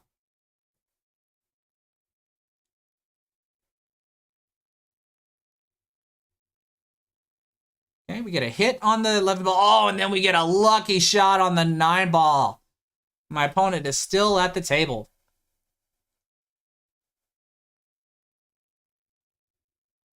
Okay, 13 in the corner. This looks like this should be 11 ball, 10 ball, 12 ball, 8 ball. Ooh. Oh, did he hook himself? Because it looks like he railed first that one.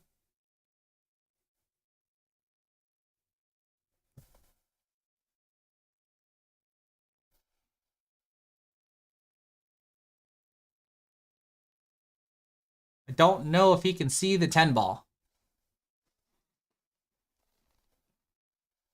Oh, it looks like he can, since he's shooting it flat.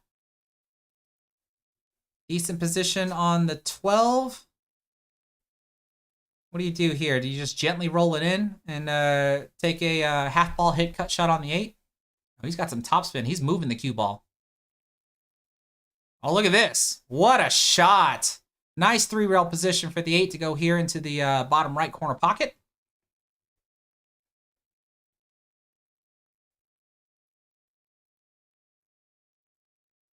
Nicely done. A little bit of a lucky out since he had that kick shot that turned into a billiard and then accidentally knocked the 9 ball in. But hey, that's the way it goes. Andy Swagart, I hope I said that correctly. You're wanting to know what chalk I use. I use, right now, I currently use the Taum Pyro. And that chalk has lasted me just going on 2 years now, and I'm still using the same piece.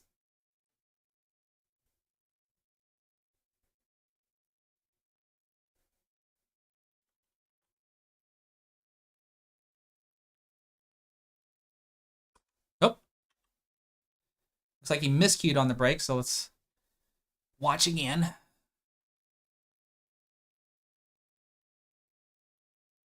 Yeah, miscue on the break, strikes the rack and scratches. So this is always this has been a unique situation that comes up every so often. Is what's supposed to happen here? Well, if he would have just miscued and struck the rack and the cue ball did not scratch, he'd actually get to break again because it would just be an illegal break. But because he miscued, struck the rack, and scratched, then I end up taking the break from him. Versus, I think, if I remember correctly, and someone can correct me if I'm wrong, if he miscues and just scratches without touching the rack, I think he still gets to break again. It's only when they hit the rack and scratch at the same time that the break would actually switch.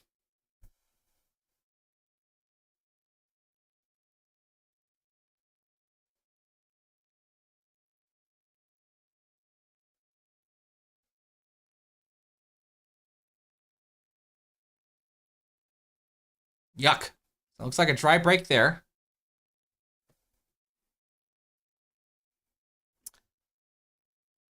Bree, you're wanting to know what are the break rules in APA? Just a legal break is basically 4 object balls have to at least hit a rail on the break or drop a ball. So you can drop a ball and you don't even have to worry about 4 balls hitting a rail. Or if no balls drop, then at least 4 balls do have to hit a rail for the break to be legal. Now, I didn't really catch what my opponent shot at, but I'm coming to the table, so I'm guessing the table is still open.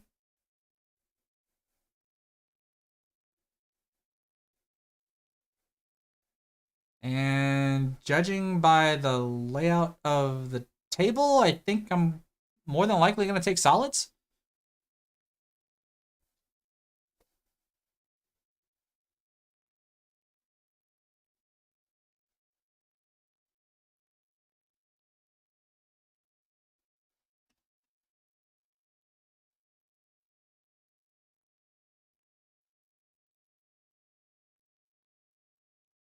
I said, here's where I take the most time is determining what my opening shot is going to be. What am I doing? It looks like I am taking solids, I think. No, I took stripes. Never mind. Rolling cue balls, I shot the 13 in. That gets me position for the 15. Or no, that's not the 15 ball. This is the 15 ball. Even I get confused with what's on the table. This looks like the 14 ball.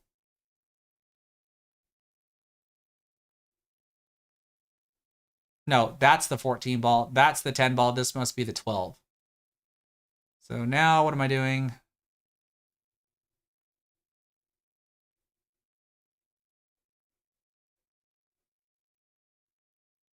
Okay, a little bit of a, probably a little like kind of a drag shot, slightly below center, so that way I can hold the cue ball for position on the 11. I'm guessing the 15 passes by. All right, roll the 11 in. Because that means I'm going to play 9, 15, 8. So here I got position on the 10. I can try to roll to the short rail and come back out for position on the this ball here, which I think is the 12.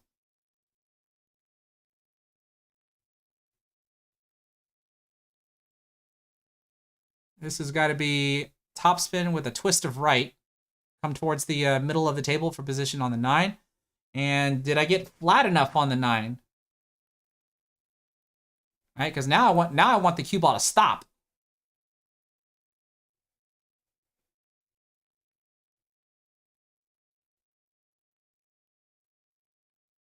Cue ball drifts just a little bit. And from what we can tell here, this is where I gotta be careful. I can cut this 15 ball into the corner pocket. It does go past the 8, but that means I'm gonna hit the 7. So I need to make sure I put enough power behind this to hit the rail and come out, because I don't want to get stuck back here. All right, so we can see it looks like I got some top left spin. Or I hit the 2, never mind. And I don't think I'm hooked. I must not be, since I instantly called the 8 ball here into the upper right corner pocket. The idea on that last shot, though, is to make sure that since I'm going to either run into the 2 ball or the 7 ball, that I don't get my cue ball stuck behind or underneath the 8 ball and don't have a shot like this.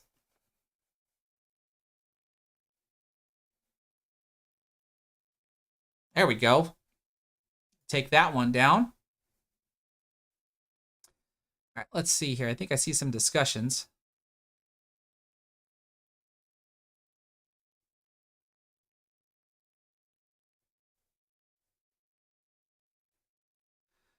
Let's see. Andy Swagart, you're saying you have a couple of people in league that barely have a legal break half the time, so we have a lot of re-racks. Is there a certain number of re-racks someone gets before the break switches? I don't think there's anything in the rules that actually specifies that. But I would venture to say that if there are so many illegal breaks in a row, like, you start wondering of whether or not you should be calling a sportsmanship, like unsportsmanlike conduct type of, not ball in hand foul, but unsportsmanlike conduct foul. Now, That's not to say that, if you have an elderly player that just doesn't have the strength to be able to break, like what do you do in that situation? Well, I think at some point in time the both teams would just have to concede on, like, we're just going to call this one a legal break and just go with it. Because I don't think there's a specific scenario that would cover something like that. Now, my opponent's at the table, so that must mean I broke dry again. So my breaks weren't really working for me on this particular night.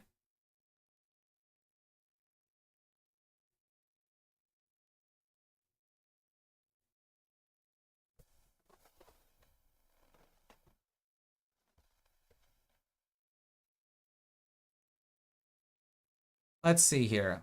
What is my opponent shooting at? Tried to make a stripe, but just didn't cut the ball enough, I think. Catches the point. I think that's going to force me to take solids.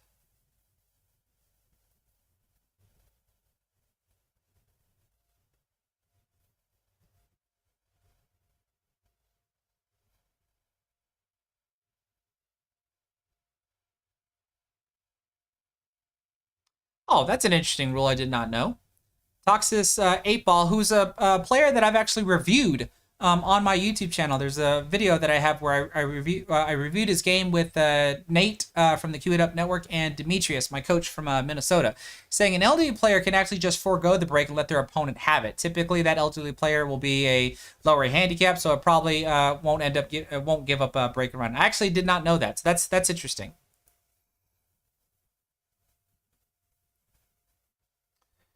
All right, what just happened? What did I do? This is the hard part about trying to interact with the chat and as well as commentate at the same time.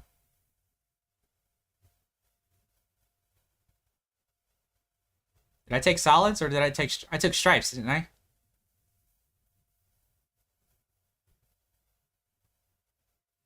Okay, I took stripes. So that was the 11 ball. What else has gone off the table? I see the 9 ball, the 10 ball. I just shot the 11 ball.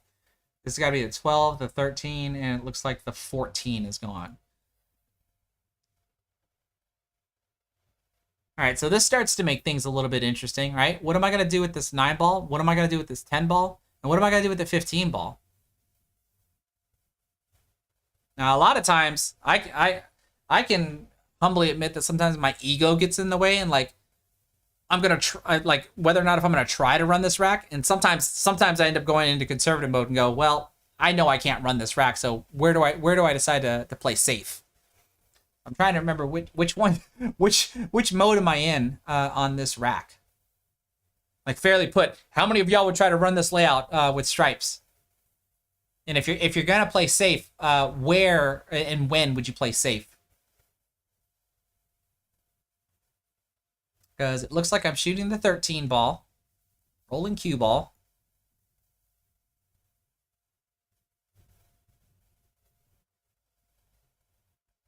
It gets me position on this 12.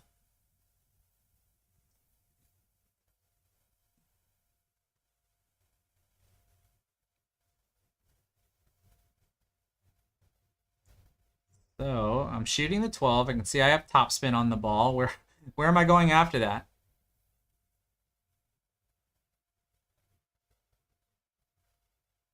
Oh, okay. I opened the pocket up for my 10 ball. I think I luckily just got position on the 15 ball.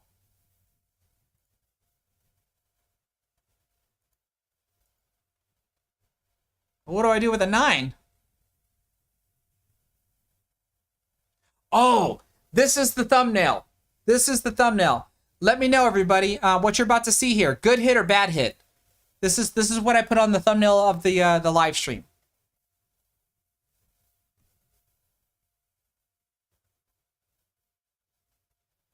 Watch what happens, though. 3 balls in 1 shot. Two solids in 1 stripe. But what do y'all think? Was that a good hit or a bad hit?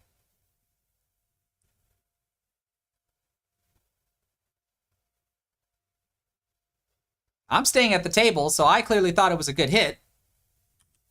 Play this again in slow motion if I can. Oh, that's not slow motion.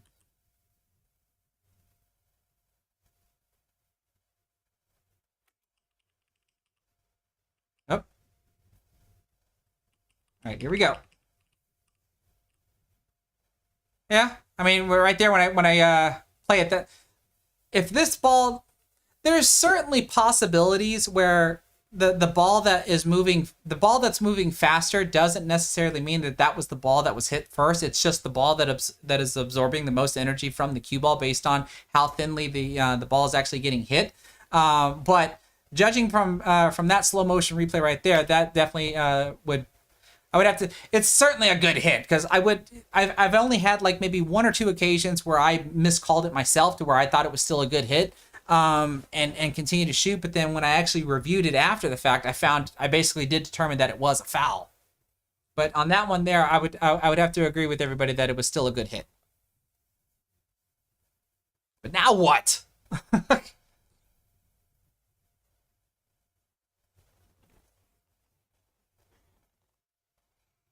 Yeah, Toxis 8 ball. Like I said, just because there's a ball that's moving faster does not necessarily mean that it was the first one that was hit, because when you just gently graze another ball, there's not going to be a whole lot of movement from that first ball that was grazed, but the ball that's moving faster can create the illusion that that was the ball that was actually hit first. But that really wasn't the case here.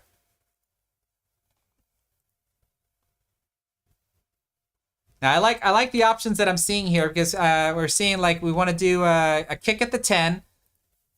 Bree says kick at the 10, and Denzen Hopkins says kick and stick the 9 ball or the cue ball behind the 8. So I'm doing once again the easiest one rail kick system that I have here on my YouTube channel, because I'm not doing a kick and stick. I'm doing a kick to make. So what I measured up here, like right here, I'm going to attempt to kick this 9 ball back over here into this corner pocket. And if I do that successfully, I know I'm going to run into the 8, and that's going to give me some sort of shot on the 10 ball to where I can possibly try to bank it. So I missed it again because I wanted to explain like how it works here on the live stream. So right here, this line that I'm doing is just me drawing a line straight through what I perceive to be the ghost ball from this end that allows me to make the 9 ball over here. So I basically see a point on the rail. And so what I do from here is where my cue is at now, right there, I'm pointing to the spot on the rail, and my cue is laying halfway in between that point on the rail and my cue ball. And then you're going to see me slide my cue over the cue ball. Now, this is the terrible angle to see what I'm talking about, but you're going to see my cue kind of shift over a little bit right about there. And then now I've found a spot on the rail that I'm going to attempt to kick to, and I'm going to kick, back cut the 9 ball into this corner pocket. This is done with just a rolling cue ball, no side spin, because I'm able to see the spot that I measured out.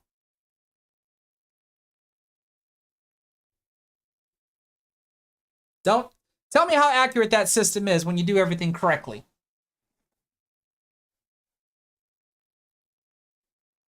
And now what? Now I'm going to attempt to kick again.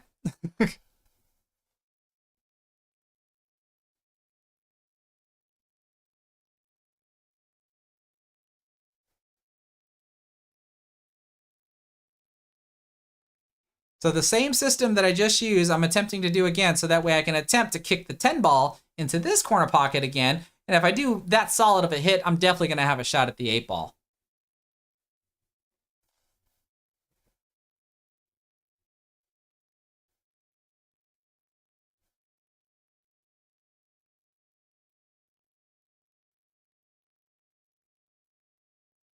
But failed to make that one. Can't always make them, but I'm telling y'all that kicking system has been by far the most accurate system that I've ever used, and I've used it multiple times now, and have captured it on stream. Oh, holy crap! Gonna take a pause here. John Holloway, thank you so much for the $5 super sticker. You're giving me a wow on that kick shot. That is amazing, bud. I really do appreciate that.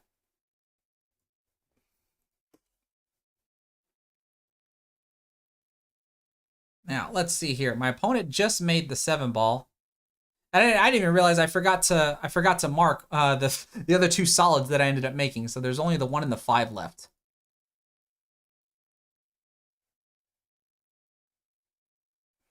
This looks like my opponent's going to have to make the 5 ball and then 2 rail back to get position on the 1.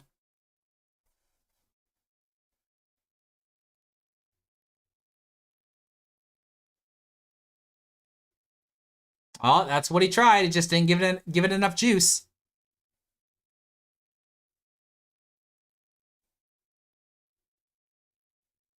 Now, here's one thing I can say about my opponent, and this is usually what I can see with a lot of other APA players as well that are around the 5 to 6 range. And that is the overuse of, oh, never mind. He didn't go for it. I retract my statement because I thought he was going to go for it. He plays a defensive shot. This is something I don't see quite often with defensive shots that come from 5s and 6s. So I completely retract my statement. This is awesome to see that when an opponent plays smarter instead of aggressive. So what am I doing here?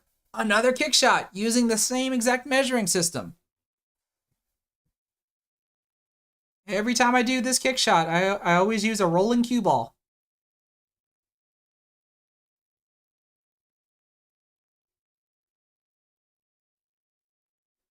Right? I at least score a hit so that way I don't commit a foul. And this is actually a good location to keep the cue ball, though, since my opponent can't shoot the 1 ball past the 8. Is he going to try to shoot it up here into the upper left corner pocket? Because that's certainly an option.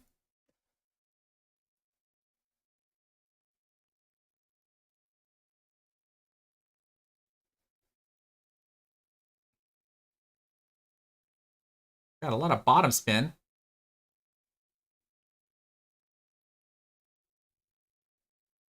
Well, looks like he attempted to squeeze the 1 ball past the 8. And here I am in conservative mode, right? Right there, I almost thought about banking the 10 ball. And then I changed my mind, went into conservative mode. And just played a tuck safety on the 10 ball. I don't always do this. Sometimes I do it. Sometimes I do end up going for it.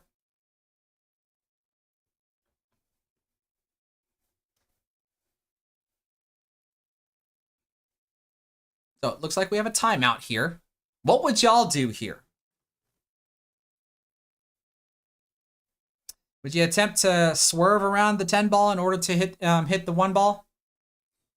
Would you try to kick at the 10 ball?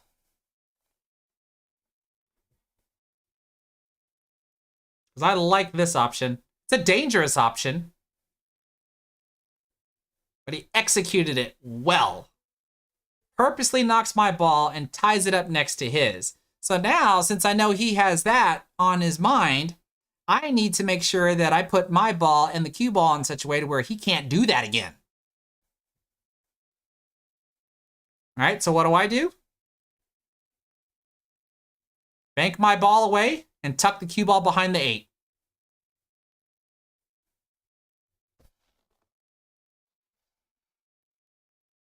So that way he can't do what he did again. But what would y'all do in this situation now?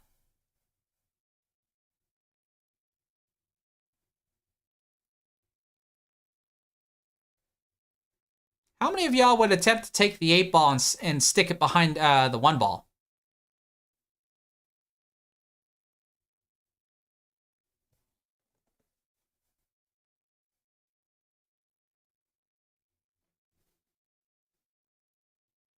We got Bree over here saying 2 rail kick tap the 1. Because any attempt to make the 1 ball could potentially be a sellout shot, right? Because you give me a shot at the 10 ball to go into the opposite corner pocket. Got So Grizz saying put the 8 behind the 1. That's kind of what I'm thinking. Professor says the same thing. Robert Allison says he's greedy and he goes for the 1 rail on the 1 ball. And so does my opponent. What a shot. Didn't really get the best of leaves on the 8 ball, though. Right, you can see because the camera angle kind of makes it look like he can shoot it here in the corner pocket, but it's a harder cut shot than to go for here in the side. He's like on the 50-yard line between cutting the 8-ball in the side pocket and cutting it into the corner pocket, and he just barely overcuts the ball.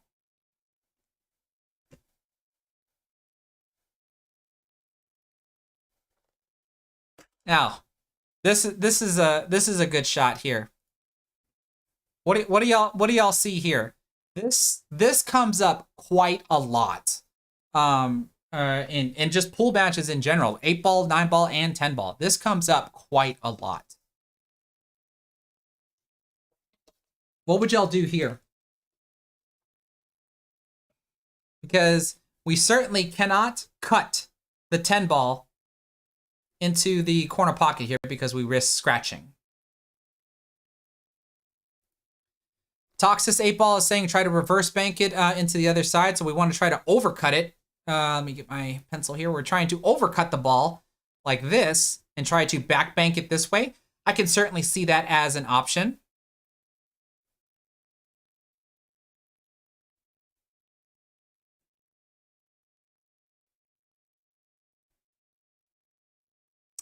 Let's see here. Ryan Rap or Rep, I apologize. Ryan Rep is saying what we should do is do the same exact thing, except we're not trying to make the 10-ball. We're going to just hit the cue ball and make it come up over here.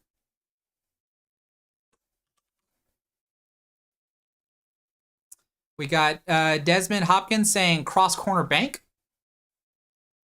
So we're talking something like this. All possible viable options, I would think.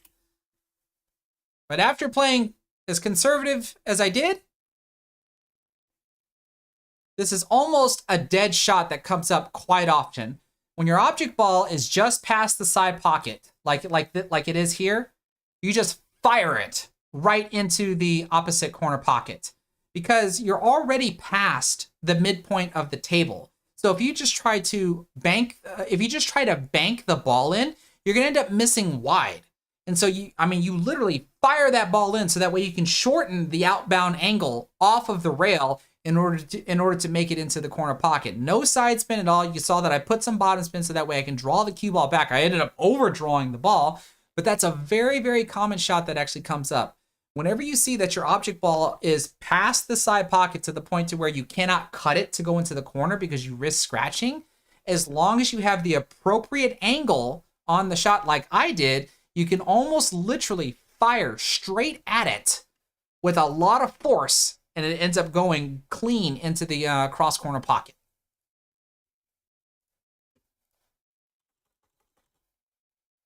Score is now 3-1 in my favor. John Holloway wants a replay of the shot. I can certainly do that. Right here. Now, here's the thing though. If my cue ball was right here, the shot's not there. I would more than likely end up playing safe.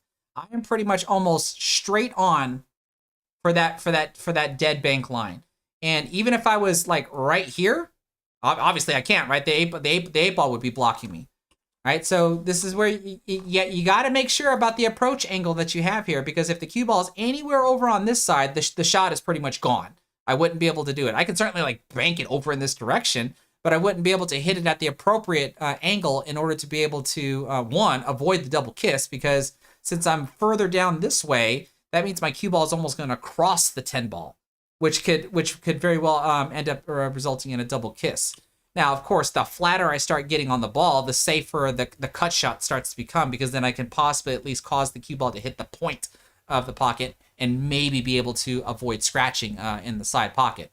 But from here, like I said, this is the perfect angle for me to be able to fire the shot in the way that I did.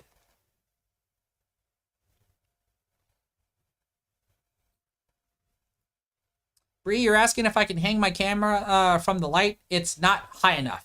I wouldn't be able to see the entire table if I hung the camera on top of the light.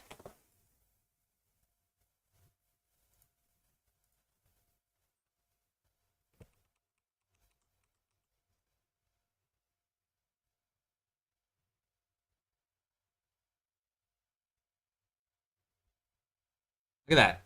Another dry break. Dry break, dry break, dry break.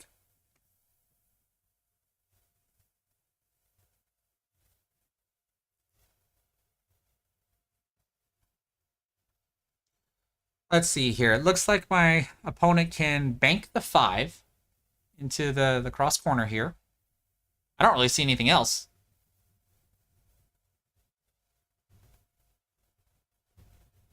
That's what he tries. And he nails it. Gets a little friendly graze off of the 4 ball, though. We see that the 4 ball moves. And now what?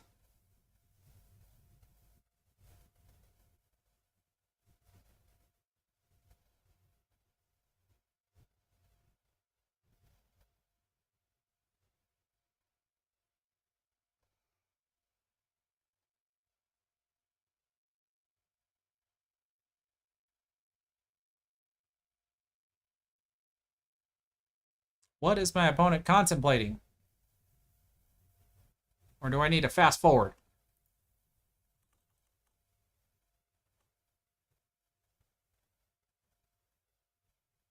There we go. Okay, what is he about to do? Looks like he tried to bank the 4 ball. All right, so I get to come to the table with stripes. Immediately, we can see that the 10 ball is going to be an issue here.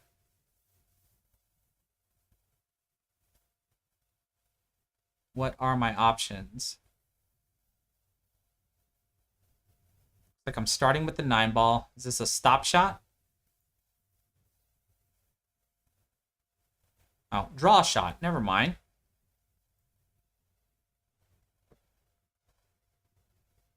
I gotta be figuring out what the heck I'm gonna do with this guy, though.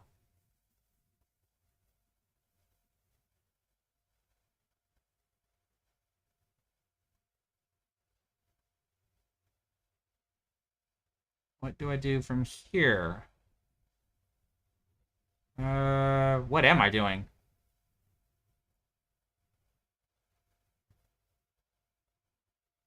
Oh, I tried to cut the 12. Botched that one, though.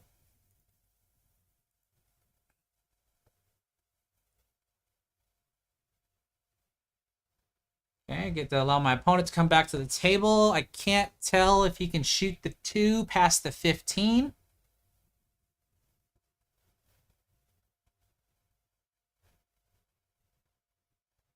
Looks like he can because he's going for it. Oh, look at that. He fired that one in. He got position on the 6 and the 7. Well, I can't tell about the angle that he has on the 7 because you got the 1 ball down here. So he likes the 6. When is he going to come down for the 1 ball?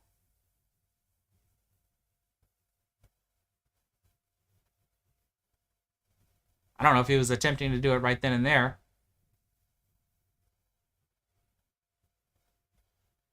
Okay, it's going on a little bit of a run there, but when is he going to get the 4 ball? Or I mean the 1 ball.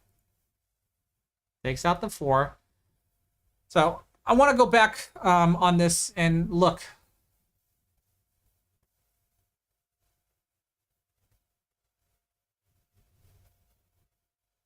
Oh, what an attempt. That wasn't a half bad attempt. But now, I can't remember what happens here, but I want to go back to the start of my opponent's run and try to pick it apart and see what could have been done better.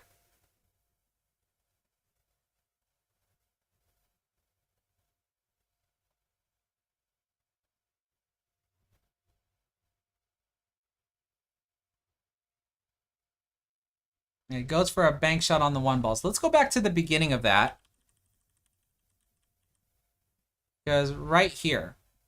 Okay, so it's clear that my opponent has to start with the 2 ball.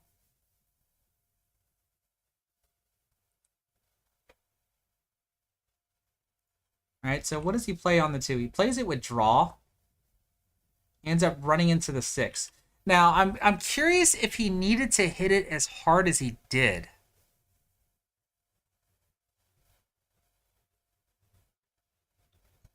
The reason being is because if for those that don't know, like when you're cutting a ball in, if the cue ball is sliding into the object ball, it'll go off at a 90-degree angle opposite from the direction that the object ball is going, which is the tangent line, right?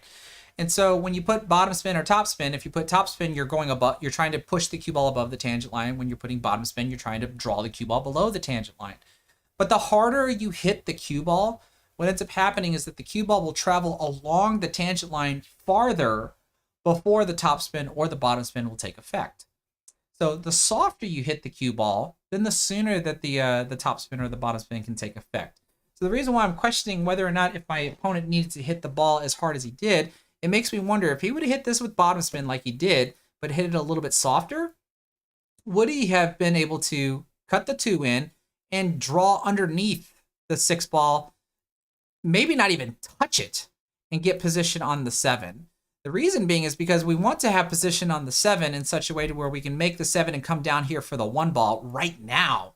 And the 6 ball that's end up using to transition back to the upper half of the table and get position on the 4 and the 3. That's the biggest difference. And I can't assert whether or not if it's possible, but when I see how hard my opponent hit this ball and he ends up still running into the 6, he ran flat into the 6. I think if he would have hit it softer, I think he would have been okay. I will say he might have been in a better position. Now, from here, though, let's just say that it was unavoidable. If it was unavoidable, plays the 6, clearly must have played that a little too hard, I think. There's no way he wants to get position way down here. Let's go back and look at this shot again. Because he doesn't like playing the 7 in the corner because he possibly might scratch in the side pocket. And the cut shot to the side pocket might be a little too dangerous.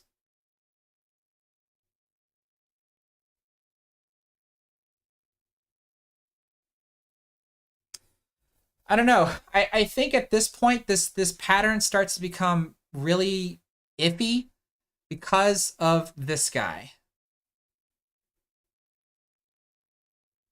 I'm almost more inclined to suggest the safety here. I'm just trying to think what's the best safety.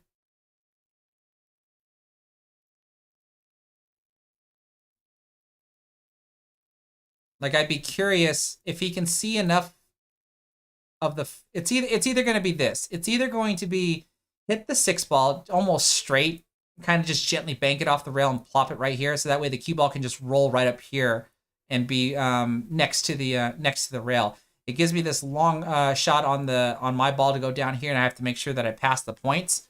I think that might be a safe bet. I can't tell whether or not if he can see past the 3 ball to hit the 4 and kind of do the same thing and stick the cue ball right here. So that way I can't see my 15 ball or my 13 ball. I'm still kind of stuck with the same shot on this. I think this is the 10 ball right here. Because this 1 ball right here makes this table, makes this point right here almost unrunnable. I mean, it's a lot of precise cue ball movement. Because otherwise, if he's able to shoot this 6 ball in with enough inside spin, because we saw that his cue ball does this and starts coming down here. So it makes me wonder if he can hit this with enough inside spin to come back this way, get flat on the 7, so that way he can transition down here for the 1 ball, and then play the 1 ball and get position on the 3. That might be the only other alternative that I think I can see at this point in time. Load up with some inside spin on this 6 ball here to get position on the 7. Come down for the 1. Use the 1 to transition to the 3, from the 3 to the 4, and then from the 4 to the 8. Does anybody else see anything different, or do they happen to agree with this? Or let alone, do we agree that he might have been able to get away with shooting this 2 ball in and getting better position either on the 6 ball or maybe even the 7 ball had he just hit this ball softer? That's just pretty... I don't know. I think those are some viable options that my opponent might have been able to take. So let's catch back up. because from here, this is like very classic mistakes that you can see happen in the APA, and that's when you run and try to leave your most troubled ball to the very end, to where now, as long as I don't screw up my cue ball movements, which if I remember correctly, I think I do end up screwing up my cue ball movements. I've got a rather simple table to deal with.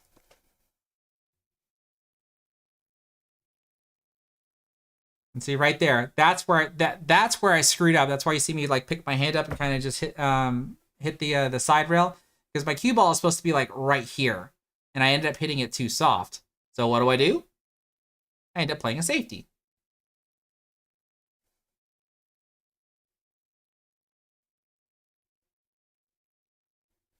Tuck the cue ball behind the 8 to where my opponent can't see the 1. He's got to at least play some sort of a kick shot.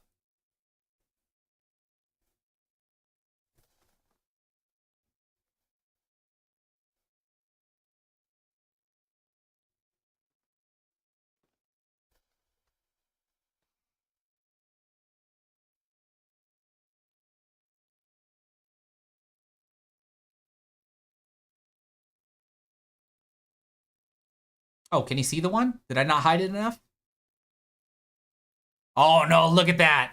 He tucks the 8 ball behind my 2 solid, or my 2 stripes. That's actually not a bad play. The only problem is I think the 10 ball goes here into the side pocket, and since I have ball in hand, I can just create an angle to be able to just separate these back open.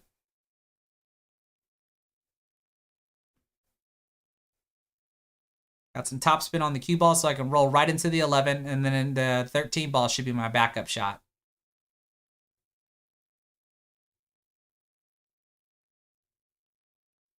So it looks like a stop shot on the 13 ball. Maybe a little bit of draw, or stun, I should say, for the 15. Rolling cue ball from the 15 to the 11.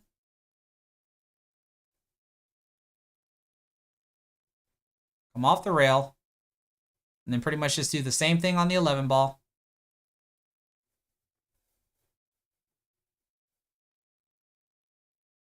Oh, wait a minute. I'm elevated. Never mind. I must be flat on the ball. Yeah, so I elevate so that way I can play a stop shot. 8 ball in the corner to get on the hill.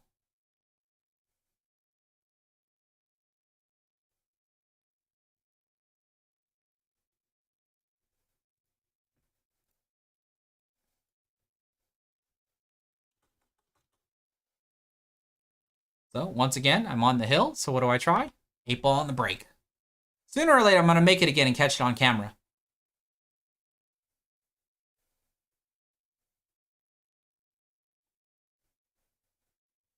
Just not this time. Look at this mess.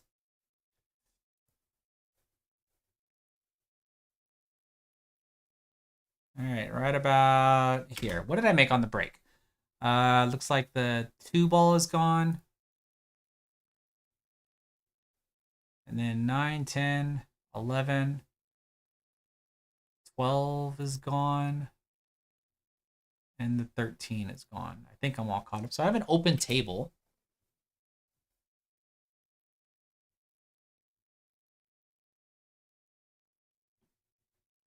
What's everybody think here?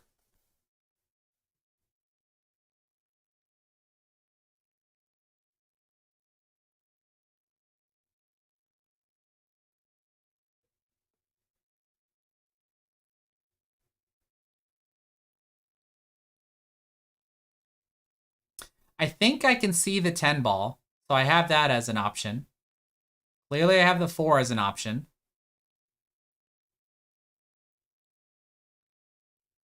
And I think the 6 is an option.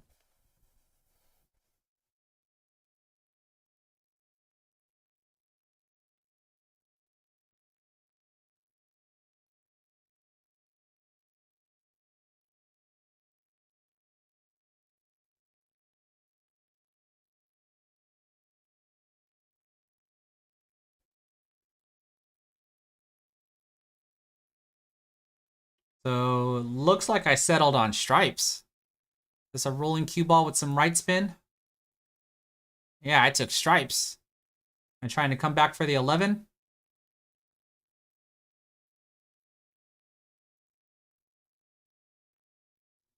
Got to hit this possibly with some left spin.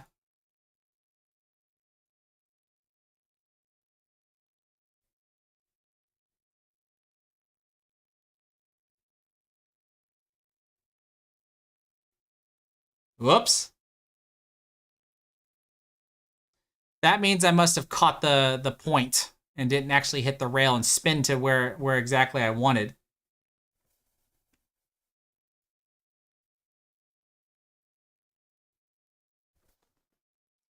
So what am I doing again? Another kick shot. So this time I'm trying to kick the 9 ball into the side pocket here. So it's another back bank kick back cut shot like I did earlier from the short rail, but now I'm trying to do it from the long rail.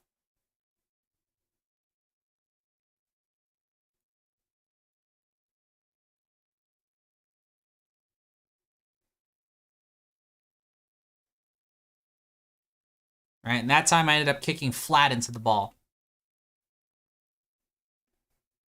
So like I said, one thing's for certain about that kicking system is that it's pretty reliable at least hitting the ball. And it's also pretty darn accurate if as long as I measure everything correctly to be able to make a ball as well. All right, so my opponent takes down the 4. Curious what he's going to do with this stuff here. He's got position on the 3 where he can open up the 7.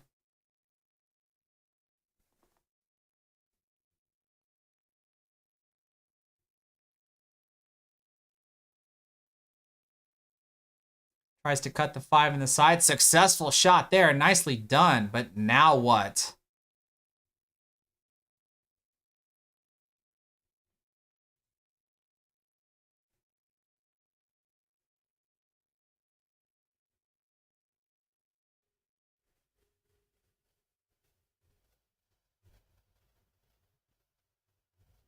Okay, this is a defensive shot. Okay, he's really guarding my my 15 ball here.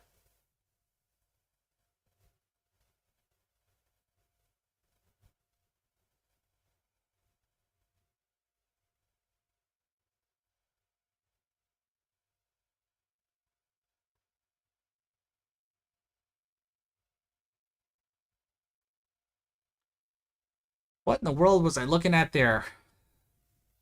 Clearly, I'm going to be shooting the 9 ball, and I'm probably trying to look for a position on the 14 to where I can break out my ball at the same time. That's why I want my cue ball somewhere over here. I think that was just with a touch of a top right spin there, and I don't think I got it. Oh, y'all will like this shot here. This is me in an aggressive mode.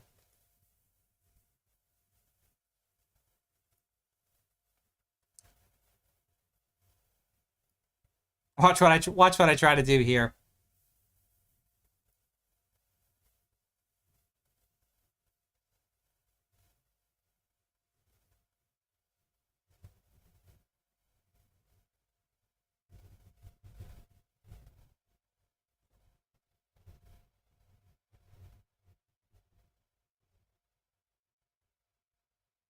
Okay, looks like I got some draw on the cue ball.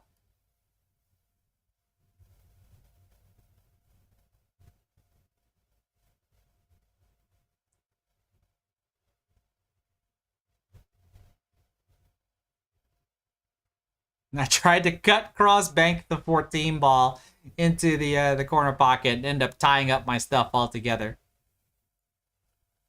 I love some of the options that I'm seeing here. Earlier, Toxis 8 ball says I should have played a stop shot on the 9 ball. And then he says now I should do a 2-rail safety on the 15 instead of doing what I did there. Bree also says kick off the rail and hit the 15 into the 6 as a safety. These are all good options. I just decided to be aggressive at that point.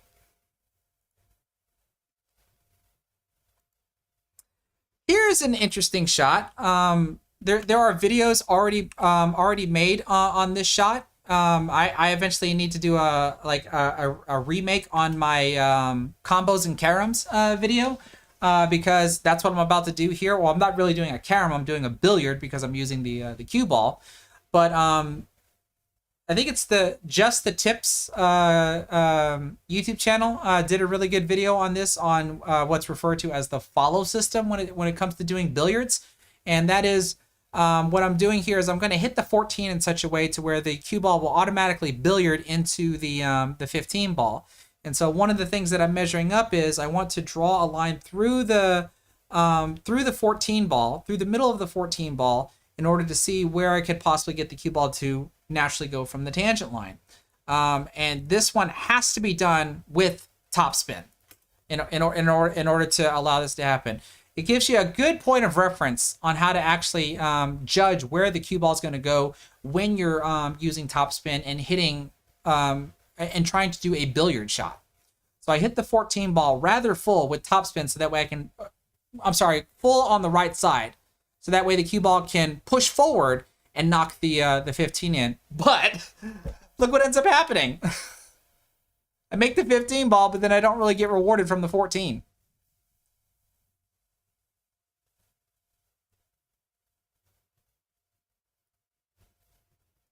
And if I remember correctly, I think I do end up trying to play a safety here. Or, oh, no, still in aggressive mode. Now you're about to see a one rail kick bank into this side pocket here. At least that's what I'm going to try. So how many times have I done a one rail kick shot in this match? Quite a lot. And you see every single time I measure it out. Almost every time I measure it out.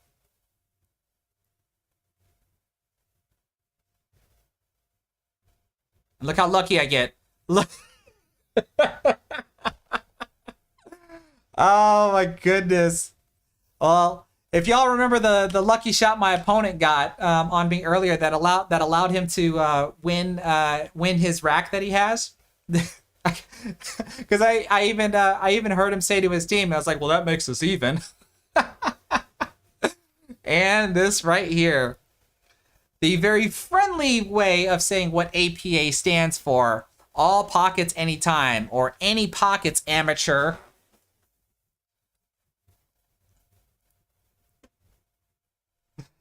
Oh my gosh. Trust me, Robert Allison, I was also shaking my head slowly when I ended up making that shot. I don't like making lucky shots. So what do y'all think I'm going to try to do here?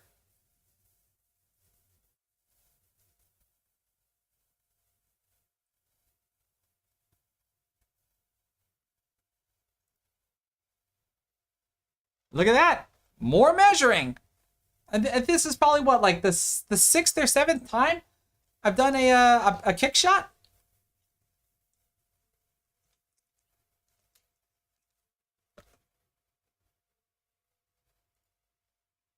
Toxis 8 ball got it right. I'm going to try to kick the 8 into the 6 and have it carom into the corner pocket because I called this corner pocket right here.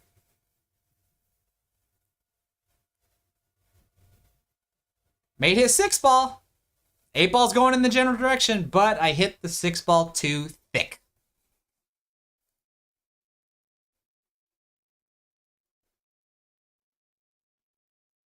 You know, trying to one rail kick it and cut it to the corner pocket, I think just was a little bit out of all the shots that I was going for. I did not want to thinly touch the 8 ball and turn my cue ball loose.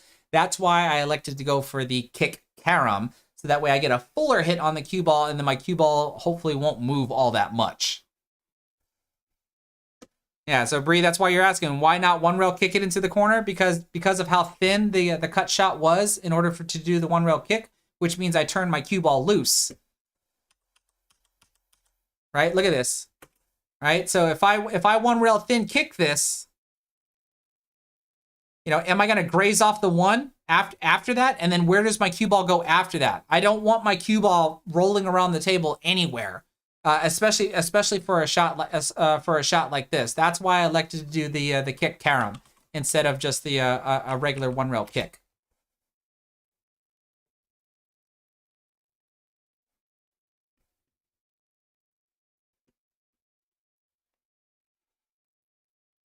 All right, what's happening here?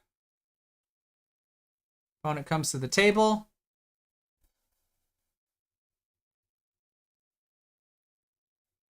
Ends up cutting the 3. Oh, into the far right. Okay, let's look at that one more time then. Let's go back.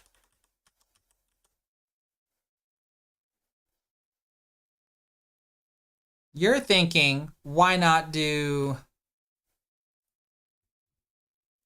You're thinking, why not do this? Is that what you were thinking? That's an okay possibility. I think one of the main reasons probably why I just didn't do this is because it's more difficult to measure the length of the table than it is the width of the table, because trying to lay my cue across the table and then do all the parallel shifting and stuff like that. I think this is certainly an option, but I was just more comfortable with this one because it's just easier to measure out. That would be my excuse for that.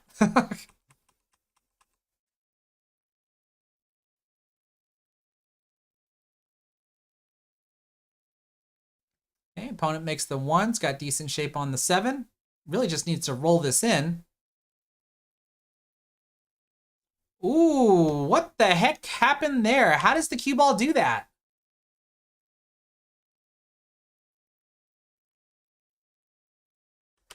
We can see my opponent looks like he has bottom left spin, even despite the jabby stroke. Does he hit bottom spin? That cue ball must have lost all of its spin before it got there.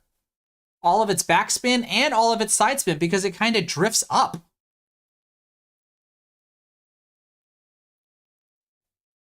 And yeah, Patrick Gallagher probably just hit that too soft. John Holloway, I think he does have left spin on the ball. I mean, look at it. Whoops. Because his cue looks like he's hitting right about here. Or maybe it is just bottom spin.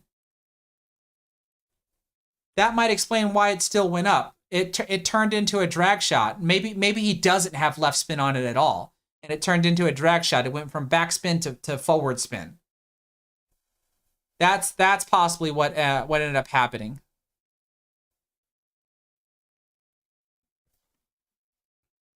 He's gonna try to bank it into the cross side pocket. Oh, just barely missed it. And it ends up landing decent. I have a shot at least here, but I just need to make sure that I can control my cue ball coming down this rail.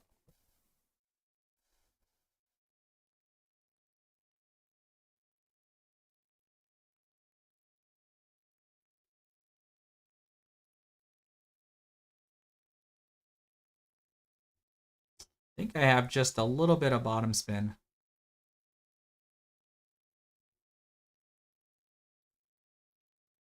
Or maybe that much.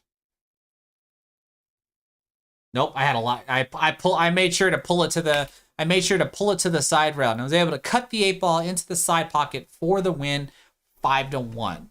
So I think everybody can agree from what we saw that my opponent does with the way my opponent shoots.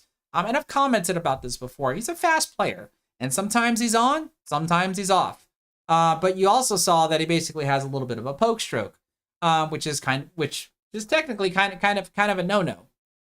Right? You would really want to be able to make sure that you follow through your shot, so that way, like the shot that he had on his last ball doesn't turn into a drag shot, and it'll actually maintain the bottom spin that I think that he wanted on his last shot, so that way he has better position on the 8-ball.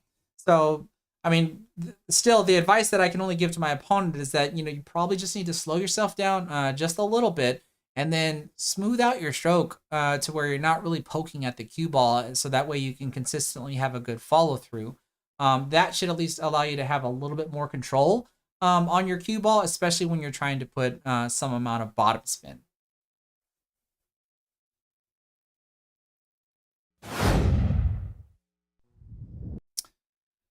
Okay. Well, that pretty much wraps things up for the evening here.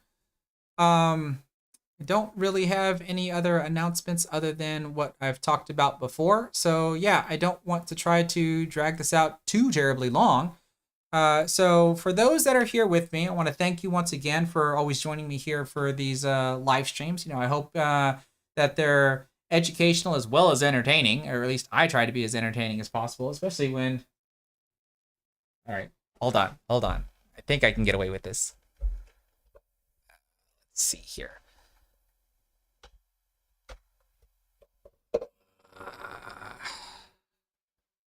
There he is. Oh, and he's looking at me. He was asleep. He was asleep. He's staring right at me saying, "What are you doing?" Whoops. Now we're just making a mess. All right, there we go. Goodness gracious. You were sleeping, you know that, right? Everybody got to see that. At any rate, but like I said, as much as I love doing these live streams, especially for these APA matches, especially when I'm able to determine things that I'm doing poorly that I can obviously improve on, and then hopefully that I can actually be able to offer advice to my opponents as well. Like I said, I'm always thankful that my opponents are okay with me showing our matches. I've had opponents sometimes that don't want to be shown on the internet, so I ask them if they're okay if I edit them out of the video, and then that way you can just see me shooting. That's always an option that I also have. Because all this stuff that I do here, not only benefits me, but it should benefit my opponent, and then hopefully benefit everybody else as well. So with that being said, I'm going to go ahead and have this stream come to a close. It looks like this one only lasted 2 hours and 37 minutes, which is actually pretty good. So yeah, I want to thank everybody that has joined me here on YouTube. If you haven't done so already, please give the stream a thumbs up on YouTube. And if you're still watching on Facebook, thank you so much for being here. Please like the stream, share it to your profile so that way your friends and families can see me and get to know me. That can hopefully maybe help encourage them get into the game of pool. And then of course, possibly share it to your favorite pool groups. I am trying to just realized how high this actually is. There we go. I am trying to get into the habit of publishing more material. I just published a video on how to improve your brakes using just the cue ball. So if you haven't seen that video already, please do and check it out. And yeah, I think the next time I do a live stream, it's probably going to be some straight pull. And I did mention earlier at the beginning of the stream that I do have a product review coming up here soon. So stay tuned for all of that. Thanks everybody for being here, and have a good night.